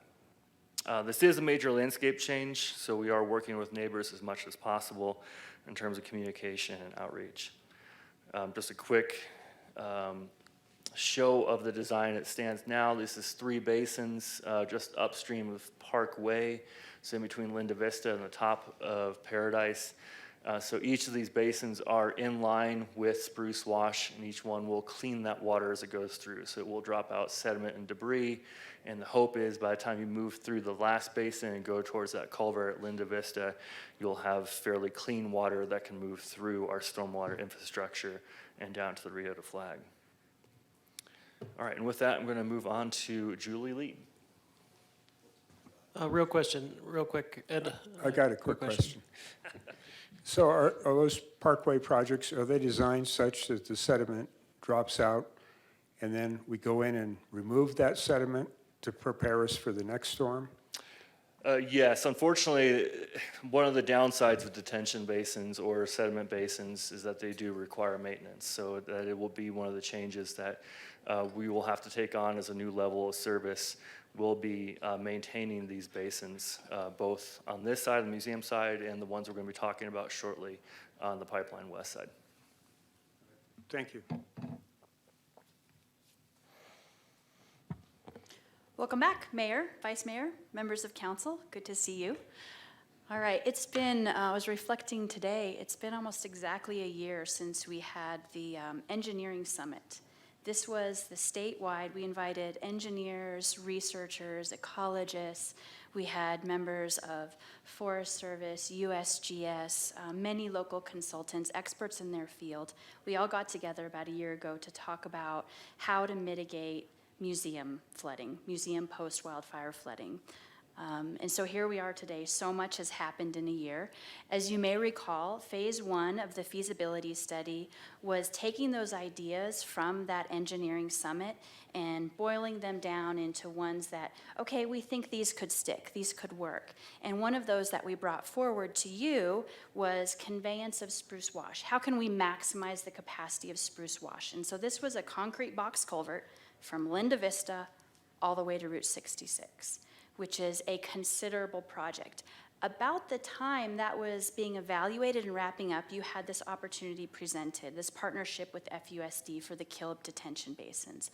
So what we are doing with phase 2 of the feasibility study is saying, let's realize the potential of those Killip detention basins and work our way upstream of that, convey water to those basins, work our way upstream, and look at what improvements we can do upstream to lessen the pain, as Lucinda says often, lessen the pain to the folks in the Grandview and Sunnyside area. So phase 2, we'll start, I'm not going to go in order of the bullets. I'm going to start at the downstream end. I'm going to start at the Killip Regional Detention Basin. So immediately upstream of Killip Regional Detention Basin, we're looking at improvements at the Arroyo Seco Inlet. Arroyo Seco is, right now, it's temporary concrete blocking and temporary railing and sandbag stacks, and looking to have a permanent inlet that also redirects some of that stormwater, a measured amount of that runoff, I should say, to the Killip Regional Detention Basins. From that point upstream, it's tying into the Dortha improvements, the crossing that Christine delivered this summer and the city team with Tiffany. And that will likely be open channel with piping underneath. From that point up, it's then, so Dortha's good, and then looking at the section between Dortha and Cedar, which would likely be the section of box culvert, similar to what we looked at for phase 1 feasibility. So new box structure and crossing at Cedar. Now upstream of Cedar, we're looking at improvements on Grandview Drive. So right now, Grandview has rolled curb, which doesn't have, it's not that high. It's, you just don't get a lot of capacity in that curb. And then the roadway is crowned, and it's been overlaid many times. So there's just not a lot of space for water to run down Grandview like it does perhaps on some of our other city streets. So the proposal on Grandview, the idea here, and that we've done some preliminary engineering for and some modeling, is to install vertical curb and to invert the crown of the road. So roadways are typically crowned like this. We're looking at doing the center of the roadway being the low point with curb. And what that does is that brings the water that would normally flow in the front yards, and more of it can flow within the roadway prism. To do that, we need to do a little bit of sewer line work to lower the sewer line and upgrade it, but that's outdated, so it's a good time to do that anyway, or it's the end of its life. And then we also need to have catch basin connection at the very downstream end to make sure it gets back to Cedar, because we certainly wouldn't want to create a chute that then goes out to Main Street and has some unpleasant impacts downstream. So another part is, of course, the upgraded crossing at Linda Vista at Spruce Wash, and this would be a new box into a channel. You'd have channel improvements between there as well. But what we found, the city has a parcel immediately west of the Cedar Safeway. We're calling it the Wedge. And that's where the red star is on the screen there. So the Wedge has potential for another regional detention basin, like Killip, with more volume than Killip. So greater volume potential there. The trees would need to be removed. It's a significant earthwork project, but this is doable. And so there would be stormwater conveyance to that detention basin. So just another opportunity for reducing the impacts downstream. And then we can use the infrastructure that's in Cedar, already there, to get it back into Spruce Wash. So that's the bundle of projects for feasibility phase 2, and we've made great progress even while working a lot of hours on pipeline fire as well. We have not lost sight on the needs for museum and what we're about to go to voters to ask for in November. Part of our work, we partnered with J.E. Fuller. So this is Joe Lovrich. I know, I think you all know Joe. So Joe has been doing our H&H, hydrologic and hydraulic modeling for us. So I should have hydrologic in there as well because it's combined. So what we've asked Joe to do is take the modeling that he's already done. Take that 2-inch, 45-minute storm for Spruce Wash. What happens when we plug in these projects? What benefit do we see when we plug in these projects? And that's what we're working through right now. I've seen some preliminary results. It's exciting. It's great. I think it'll be wonderful to share with the community when those results are finalized. So it shows the benefit, and it also helps us with the sequencing for a capital program. We're setting you up for a capital program, and the sequencing will be critical. You know, for example, the Linda Vista crossing might be last. Grandview and Cedar might need to come together. So understanding that sequencing for how it will be funded. And then what's coming to you soon is policy discussion. And this is policy discussion about no adverse impacts. You've heard us talk about this before. We've had discussions about this. And that's acceptable. It's not that there's no change in what flood depths might be. Obviously, there will be change. You put in these improvements, it changes things. Are those impacts? You know, what levels of acceptable are those impacts? And so we're setting you up for that. Coconino County Flood Control District, the county has policy about no adverse impacts and what constitutes acceptable changes or acceptable impacts downstream. We are looking to follow something very similar and bring forward to you for discussion. Similar because it's important that we have consistency in how we look at these watersheds. Museum, pipeline, both come through county into city property, so it's good for that consistency, but we might need to make some modifications for city. So that's gonna work its way through to you. And that is all I have for you. I'm open to questions. I know Scott said at the end, but happy to answer if there's something pressing now. Otherwise, back to Scott. I think we're good to go back to Scott. Thank you, Julie. Thanks, Julie. In fact, that really highlights the good work that has been done in museum. And we've just had a good break from Mother Nature and great work by the engineers, the contractors, and just everyone associated. And we feel good about this area. We feel like we're moving in the right direction. We have a lot of work to do to educate community about the bond question coming up. And a lot of this feasibility phase 2 work will help us tell that story so voters can make a decision come November. The next topic is Pipeline West. I am happy to take any museum questions or if we're still good holding those until we get to the end, but I didn't want to totally get you off track if you did have a specific museum question. Yeah, is there any specific museum questions at this time? I'm not seeing any. All right. So we're good to go. If one comes up, we can come back to it. So let's talk Pipeline West. If we go back to that original map, now we're clear on the west side of the community, and we're talking about the watersheds that'll drain from 180 into Coconino Estates, Rio, Maine. This image is a pretty good image that was taken by a helicopter this last summer, just after the fire, but what I like about this image is you can see the 420 Schultz Pass Road runs right through here, and then just to the north of there, you can see almost defined perfectly the burn outline and the severity. This is that little wedge or trapezoid that we showed on the original map in the front of this presentation as it all drains down into these various tributaries into Schultz Creek. But I think it's a nice slide presentation of just fairly intense portion of burn in the early onset of that first day of fire. And this slide, while it's a little bit confusing and busy on the big screen, it's in your packet, and I think for the graphic representation, if we come back to the original portion of fire that started, here's where the fire began, all the way down here in the lower left-hand corner. As it began to burn and spread wider and wider, this section right here is the Schultz Creek section. Oh man, I did it now. Can't click the button. Right here at the beginning of the fire, that's the chimney. So this graph, 34% of the chimney watershed was burned. But as you can see, pretty low numbers for high, a lot of moderate, low, and then no fire. So no fire on 66% of that watershed. Same with Schultz Creek. You've seen physically with your eyes what has been occurring in Schultz Creek.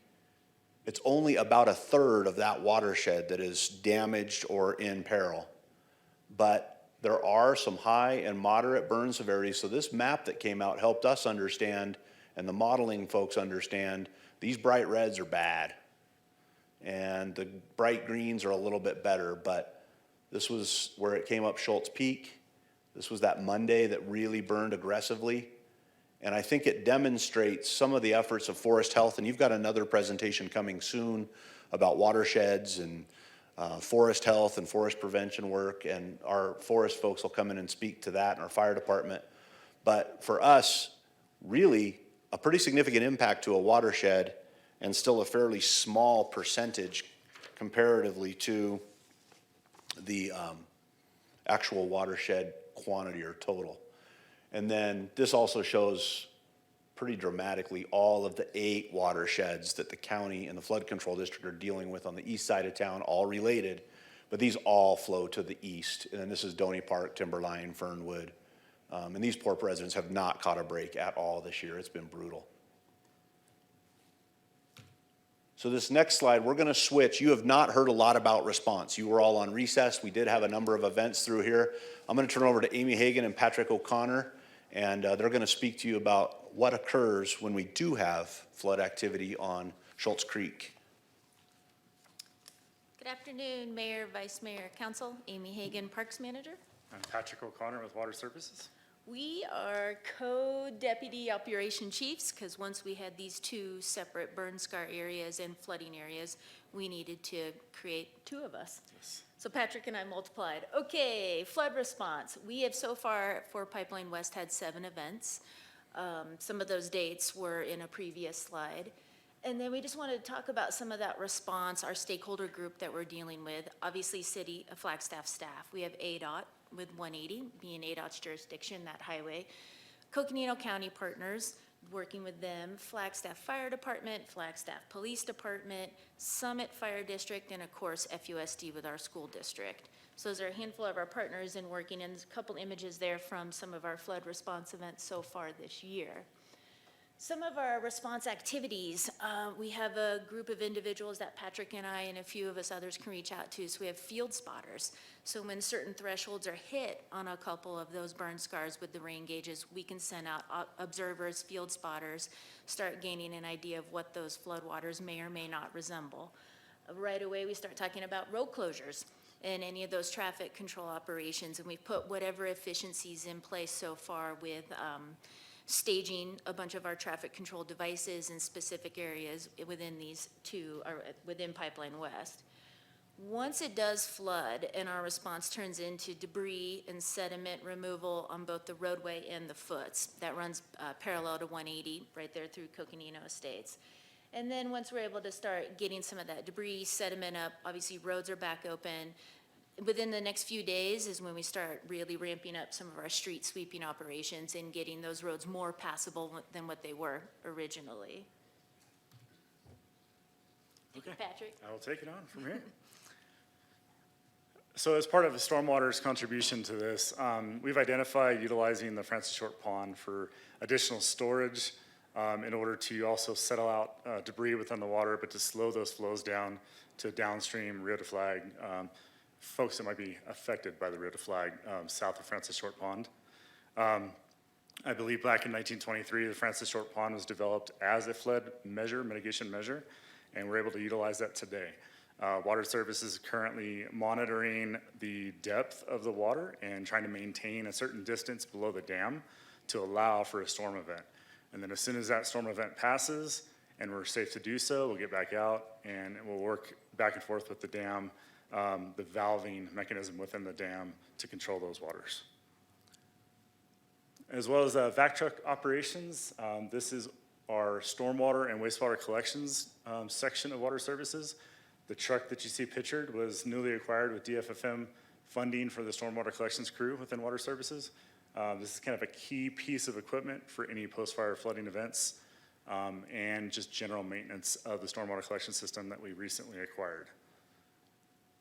Short-term mitigation support, as you're well aware of, sandbags have been a huge contribution, I guess not a contribution, but a portion of post-fire flood mitigation, along with a new Tiger Dam water barrier that was tested this year.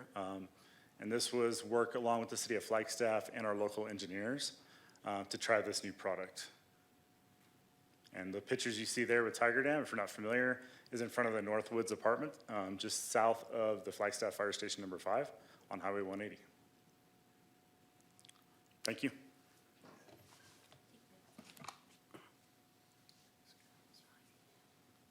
All right. Just very briefly going to touch on this slide. This will actually be discussed a little bit more when we have that joint meeting with the county. This is going over some of the public infrastructure damage from the pipeline fire, city related. Actually, most of the photos you see here are on the pipeline east side. So again, we'll just kind of go over this pretty quickly, but this is that interbasin water line. You can see it exposed. This is in the Wapake Trails area. There's actually a fairly large break there. The bottom left, you can see one of the road crossings of the Waterline Road. These were reinforced after the 2010 Schultz fire. We had 28 locations that were reinforced, either with gabion baskets with a concrete cap, or in some areas they actually had log pilings. Most of those 28 locations have been damaged to some extent. On this one, you can see the scour on both sides of it, as well as the gabion baskets that have failed just due to the repetitive events on Pipeline East. And then we obviously have some new areas of failure since the pipeline fire is in a larger footprint than that original 2010 Schultz fire. On the top right, you can see Francis Short Pond. So as Patrick was mentioning, we are using the pond as a flood retention and detention structure again. That was originally as it was designed in 1923, but it's not how we've been using it as a piece of infrastructure more recently. It has been really a park amenity, obviously a really great community fishing location. So obviously at the moment we've lost that benefit just due to the amount of ash, sediment, debris that's come down. So that is a damage, that is a public infrastructure damage. Very glad that we can use it for its original purpose, but hopefully sometime in the future we can get it back to what the community really expects it to be, which is a really great park amenity. Just briefly going to talk about some of the longer term projects here in Pipeline. We have two that are relatively immediate, one being the 20-acre Schultz Creek sediment and detention basins. You know, we've talked about this before. It's going on right now. We have fan contracting out there. As we speak, might still be working today, working on a 56-acre-foot series of detention basins on the city-owned parcel right off of Eldon Lookout Road. We are also working with NRCS to get some more EWP funding, so this is emergency watershed protection funding, not exigency. So exigency is what we're using for that 20-acre parcel. That's a very short time period. It's an emergency action. We are working on the 220-day EWP project to see if we can get some channel stabilization between those detention basins and Highway 180, because that channel is starting to unravel as we start pushing more and more water down it. And even with those detention basins, we're going to have the same volume of water moving through, it just won't have that same peak. So even though we won't have that huge destructive peak of flood water, we will have a longer duration high flow that's going to go through there. So we are very concerned about keeping that channel intact so that we aren't incising it and providing sediment and debris from that area into the Stavana and Coconino Estates area. So we are working with NRCS on funding for that project and also design with natural channel design to work that through. We also have some other longer term mitigations. I know there's a lot of interest and concern about that culvert at Highway 180. We are working with our designers, with the county, with ADOT, and with our federal partners to figure out how we can fund, design, and build a new culvert at Highway 180 that takes a lot of that pain off of Stevana and Coconino Estates. So that is ongoing. We hope to have some more news for you in the future meetings, but know that it is definitely high on our priority list. And then, as I was mentioning, the interbasin pipeline repairs and mitigation is another long-term mitigation or long-term damage assessment that we need to do. So that's ongoing as well in water services.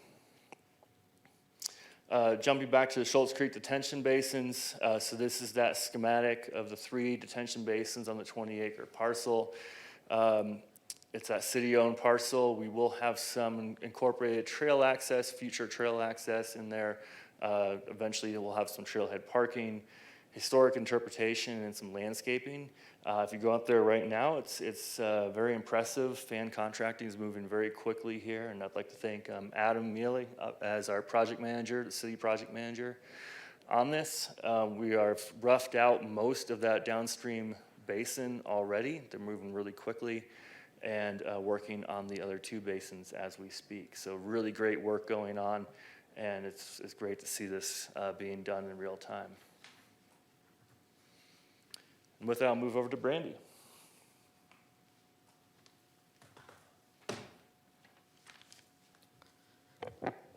Thanks, Ed. Brandy Suda, the city's finance director, as well as your IMT finance section chief.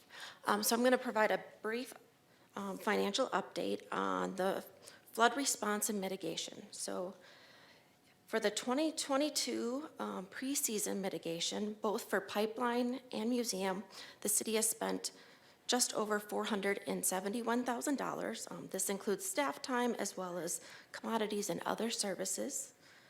Related to flood response and other commitments related to flood response, the city has committed $477,000. This includes staff time, equipment, as well as engineering services, conservation crews, and pre-filled sandbag purchases. We have estimated private property damage at just over $95,000, and we are estimating between $5 and $10 million in private or in public infrastructure damage. Most of this cost is related to the interbasin water line, as well as some other minor damage locations, such as Francis Short Pond. The city did receive a $2.4 million grant from NRCS, or Natural Resource Conservation Service, and for the Schultz Creek basins. The city does have a 25% grant match, just over $468,000. However, we were notified last week, we were approved for a grant funded by the Department of Forestry and Fire Management to cover this match for the city. So that's great news. So in the end, the city's cost related to the basin is that design, which is that $68,000. And the city will be seeking DFFM and maybe even FEMA funding for the flood response and public infrastructure repair costs.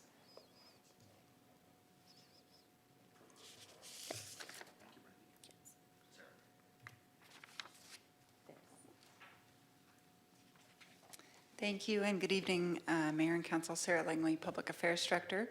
So to wrap up our presentation, I wanted to provide a brief overview of all the communications efforts that have been going on this summer. This included the Public Affairs team working with our partner, Beta PR, in both the museum and Pipeline West areas.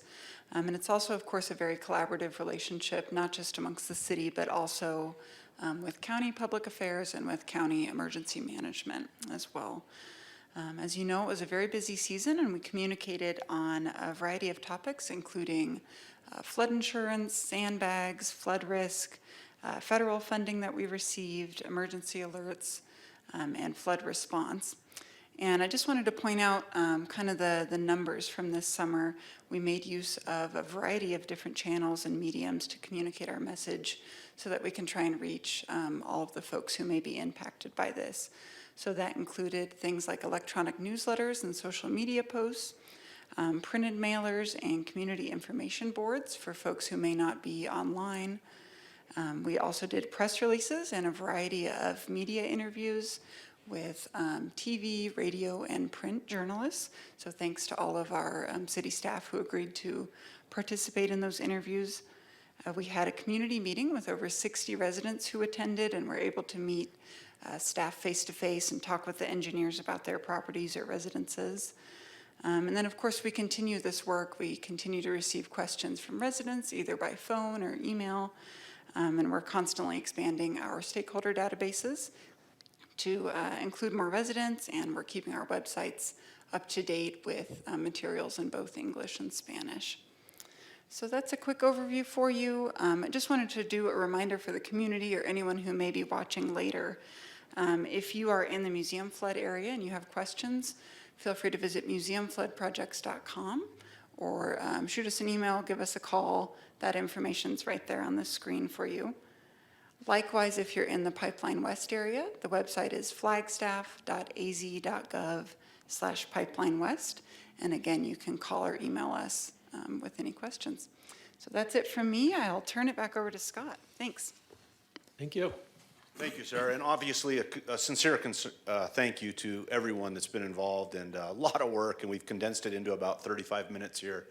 But hopefully it gave you a good snapshot and a good update and some good information. And please recall, we will also be returning with a likely joint meeting with the County Flood Control District to discuss the entire federal ask and the entire pipeline burn scar and kind of that relationship with much, much bigger requests that are coming soon. But this was a good local snapshot of what's been going on, and we thank you for your support. And it's been a busy summer, and we're being forecasted with some drier weather for the next week or so, and then we will stay on guard and on call until the season closes up. But we kind of see the end of the season coming up in the next few weeks. So that'll be good news for everyone involved, and we're looking forward to getting back to regular public works and water services and parks and everything else we get to do every day. So happy to take any questions and feedback to the group. Thank you, Scott. I'm going to take public comment, and then we'll get to the questions for everyone. Stephen Burr?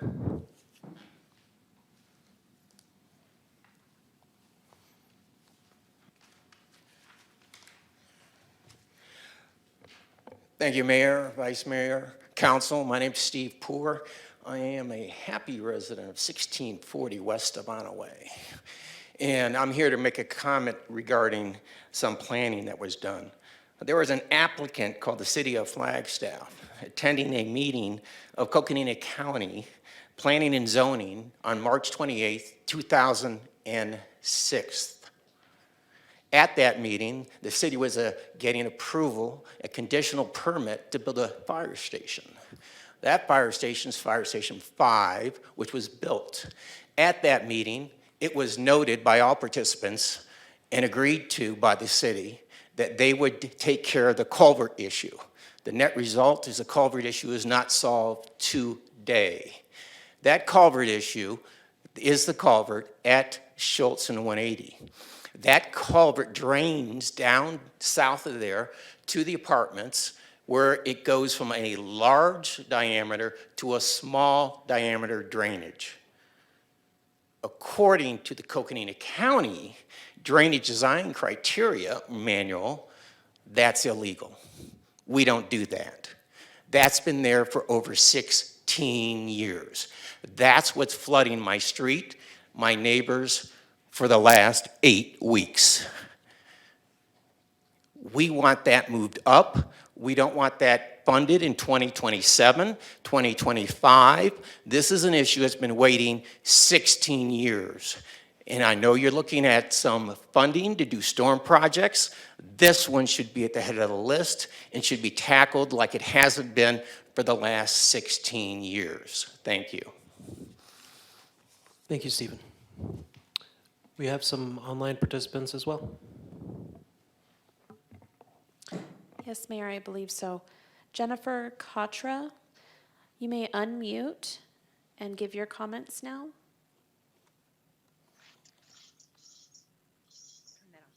Hi, this is Jennifer Katra, also from Savannah Way, and I just want to emphasize what Steve Poor just said. Sorry, could we turn up the volume? We're having troubles hearing. We all attended these meetings. We're promised by both the city and the county that this known inadequate failed culvert infrastructure would be addressed. And to our estimation, it has been negligently ignored for well over 15 years. And we are now flooding our homes. And as I agree with Steve, that this needs to be at the top of the list for funding and finally completion. Thank you, Jennifer. Mayor, I have one more possible commenter. I have a gentleman, I think Irv. Irv, would you like to comment on this item? If so, you can unmute. I'm sorry, I don't know if you were able to hear me. Yes, we heard you, Jennifer. Thank you. Thank you. Irv, if you would like to speak on this item, you may unmute and give your comments now.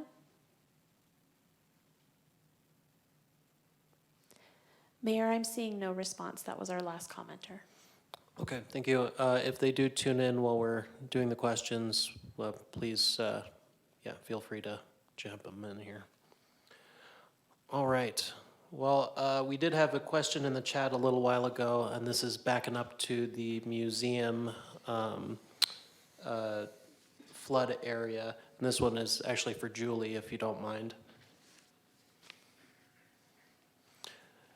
Do we have a timeline for showing the benefit of proposed projects with the spruce wash? Will it occur prior to November to better inform voters on the bond? So I think it's in the definition of what a benefit, when you talk about showing a benefit. So what we are prepared to complete is that list of projects that we can have confidence in to say, here's the menu of projects. Some of the specifics of those projects won't be ready. And the reason for that is that no adverse impact part, that policy discussion that you need to have. So for example, you may have an improvement that goes in and it's in somebody's property that they have a channel. Well, the increase in elevation in that channel may be acceptable if it's still within the channel. Obviously, it wouldn't be acceptable if that increase in water surface elevation was at or above their finished floor elevation. But there may be an area in between that's still acceptable. So there's some details that through that policy discussion and that NAI that need to be worked out before those details should be shared. So the scope of work for feasibility phase 2 is concept. So you'll absolutely have that information to say conceptually, here are the projects listed. A little vague, but I also want to be very careful about when we do mapping or when we do modeling, and if it has impacts to private property, there's a process that needs to happen to be able to communicate that, and you need to have that conversation first. Thank you, Julie. I might just add on one piece that I think is important is, we really didn't see the museum test cases until last year, and the engineering work has been completed. But the timing of the election in November has really put a lot of pressure on those engineers to get all these done. So even when we were talking and discussing in concept what these projects would look like, up to $26 million, we're confident and we're pushing the engineers to make certain that we can try to build these projects and deliver them as well with the money and the finances that are available. So we certainly wish they were all designed and done and we knew what they would do, but with the timing of the election, we're trying to get as much as possible. And I think we will have a good presentation to the community, but as Julie said, those little detail pieces are things we still work on and will for quite some time. Certainly. Thank you, Scott. Open up to questions from council.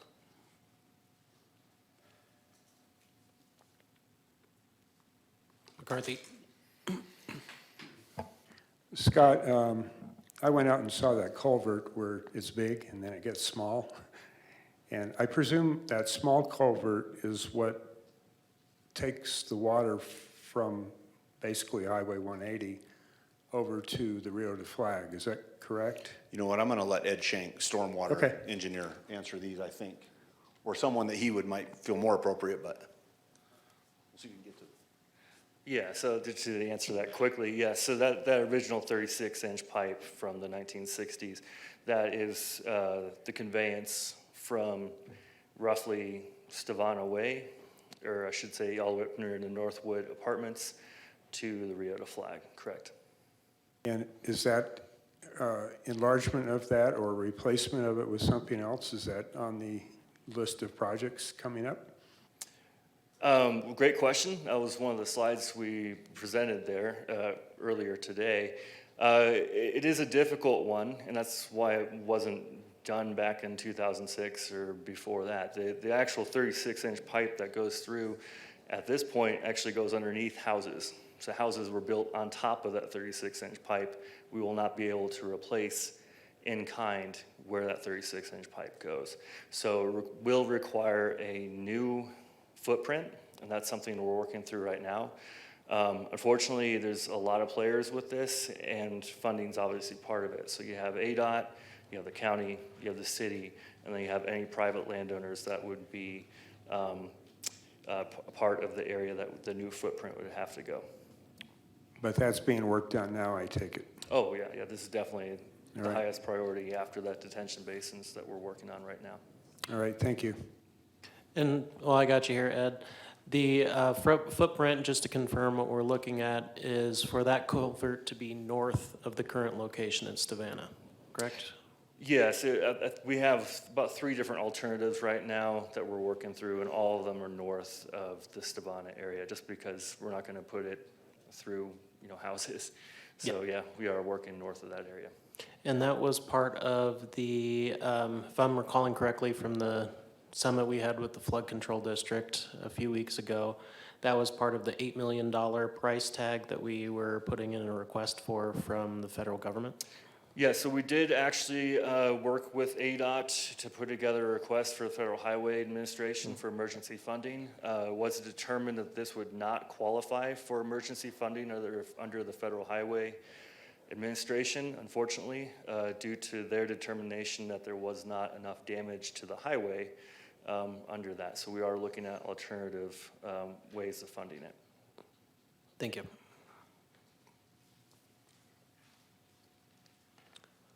Other questions, council?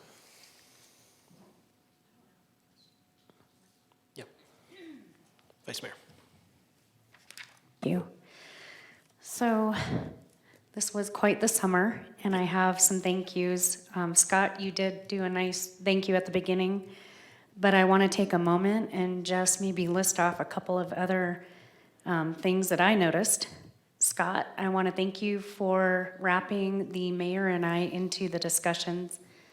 That was really important. We were able to then bring that to our constituents, and I want to thank you for that. Stacy BK, if you're online, thank you for your tenacity in getting some grant money.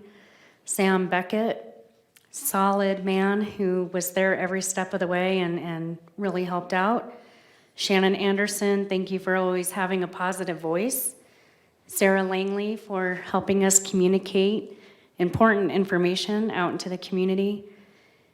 Mayor, you didn't give up, and our sandbag efforts were a hit, so thank you for that and your leadership. County and the flood control district, thank you for including city leadership and keeping the communication lines open. Streets, you worked tirelessly, and we can't thank you enough. Rebecca Sayers for being a rock for all of us. Public Works, you worked hard, you kept us safe, and thank you. Ed Shank, every time I was out in the neighborhood in Coconino Estates, there you were. That was a lot, so thank you for being a voice for us out there.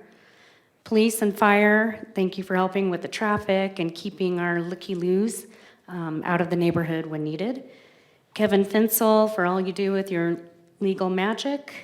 Our city manager was out there at the sandbagging event, boots on the ground. Thank you for participating. I'm almost done. Julie, where are you? Thank you for being my tour guide and really opening my eyes to what flood does look like in the moment. And it gave me a whole new appreciation for this, and thank you for that. Amy and Patrick for working with our partners, Water Services for willing to try out new things. Adam, thank you for working swiftly on the detention basins. And I know that I'm missing some, but please know that we appreciate all that you do, and I just really needed to bring this to a personal level. It was amazing to watch all of you work. Thank you. Thank you, very kind words. We appreciate it. Sterling, where you wanted to jump in? Yes, Mayor, Mayor and Council, and Vice Mayor, I appreciate that. I'd like to add Christina Perry to that list with respect to those detention basins, and I know that was approved last week, but I failed to give her a shout out for that. She worked tirelessly with the group to make sure the legal I's were dotted, T's were crossed, and everything was cinched up. Thank you, Christina Perry.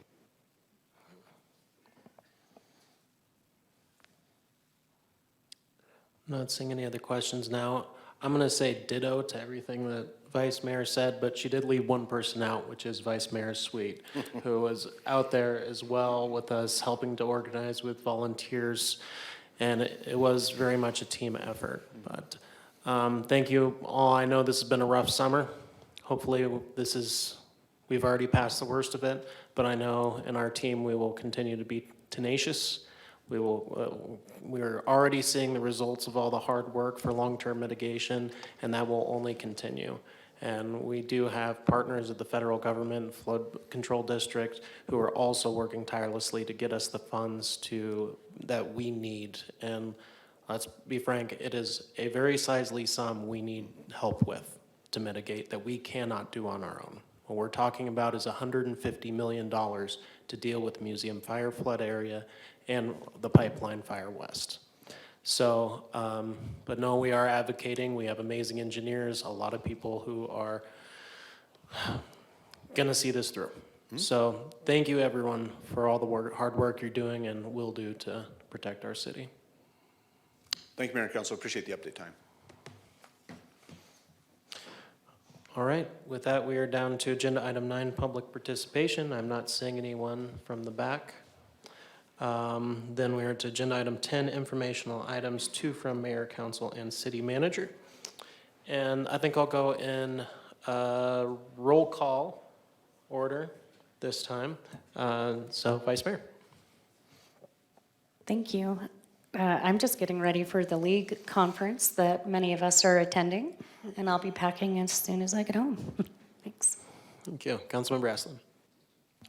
Thank you, Mayor. Yeah, I realized last week that I didn't really give much of anything in the way of details for the field trip that's coming up for the Coconino Plateau Water Advisory Partnership that I'm the chair of. And I wanted to provide some of those details at this time.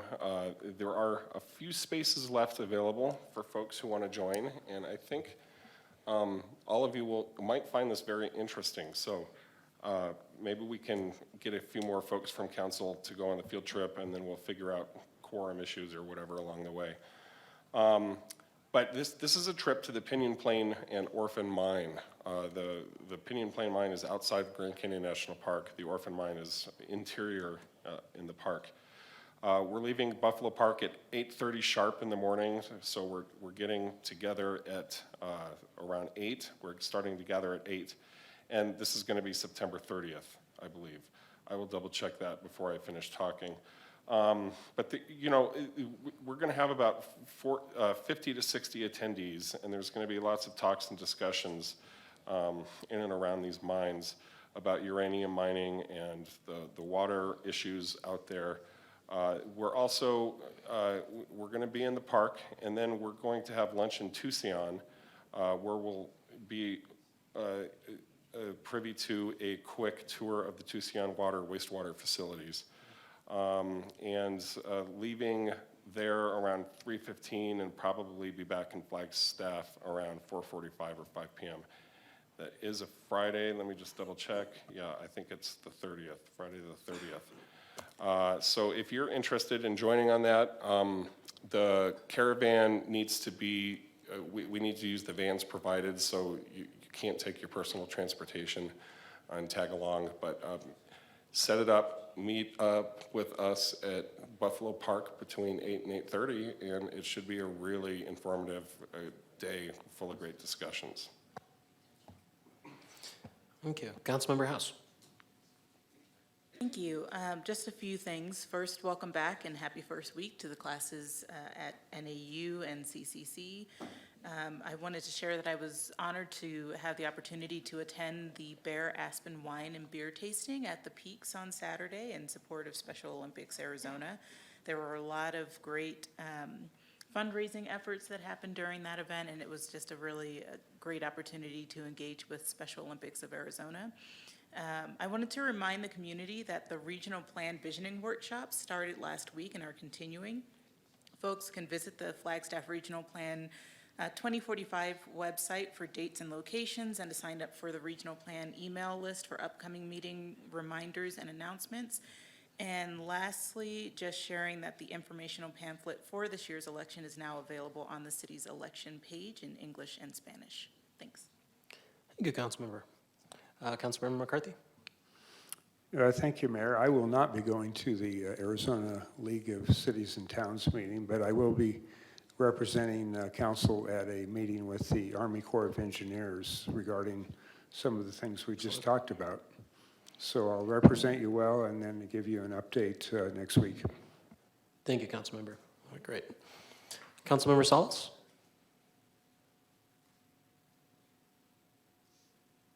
Thank you, Mr. Mayor. My apologies for not being physically present, as I'm already in in Glendale for the conference tomorrow, as I'll be attending the pre-conference meeting first thing in the morning that's sponsored by the Center for Future of Arizona.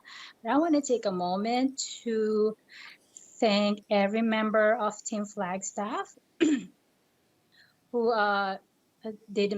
who does amazing work every day, day in, day out, especially those involved in flooding mitigation. And also thanks to Team Flagstaff who presented on the film industry review. But last but not the least, much gratitude and congratulations to our dearly beloved Mr. Greg Clifton on his 3rd anniversary, work anniversary with Team Flagstaff. I am thankful and grateful that I was part of the leadership that hired Mr. Clifton 3 years ago. Thank you, Mr. Clifton. And I'll see the rest of council tomorrow at the conference. Bye. You mean you didn't add yourself to the work anniversaries, Clifton? We're gonna have to correct that next year. Yeah. All right, Councilmember Shimoni. Thank you, Mayor. I don't have much to add. I hope everyone travels safely down to the conference in Phoenix. I'm looking forward to it myself, and I'll see a lot of you there. Councilman McCarthy, I appreciate you staying back and representing us with the meetings that you'll be having. And yes, congratulations, Mr. Clifton, and thank you for your service to our city. We so appreciate it. And cheers to some drier weather in the forecast for our community. And see you all in a day. Thank you, Councilmember Shimoni. Well, with that, I need to get home to prep food for my family the next few days because they're losing their chef. So looking forward to the league. I will see you tomorrow, Council. Meeting adjourned.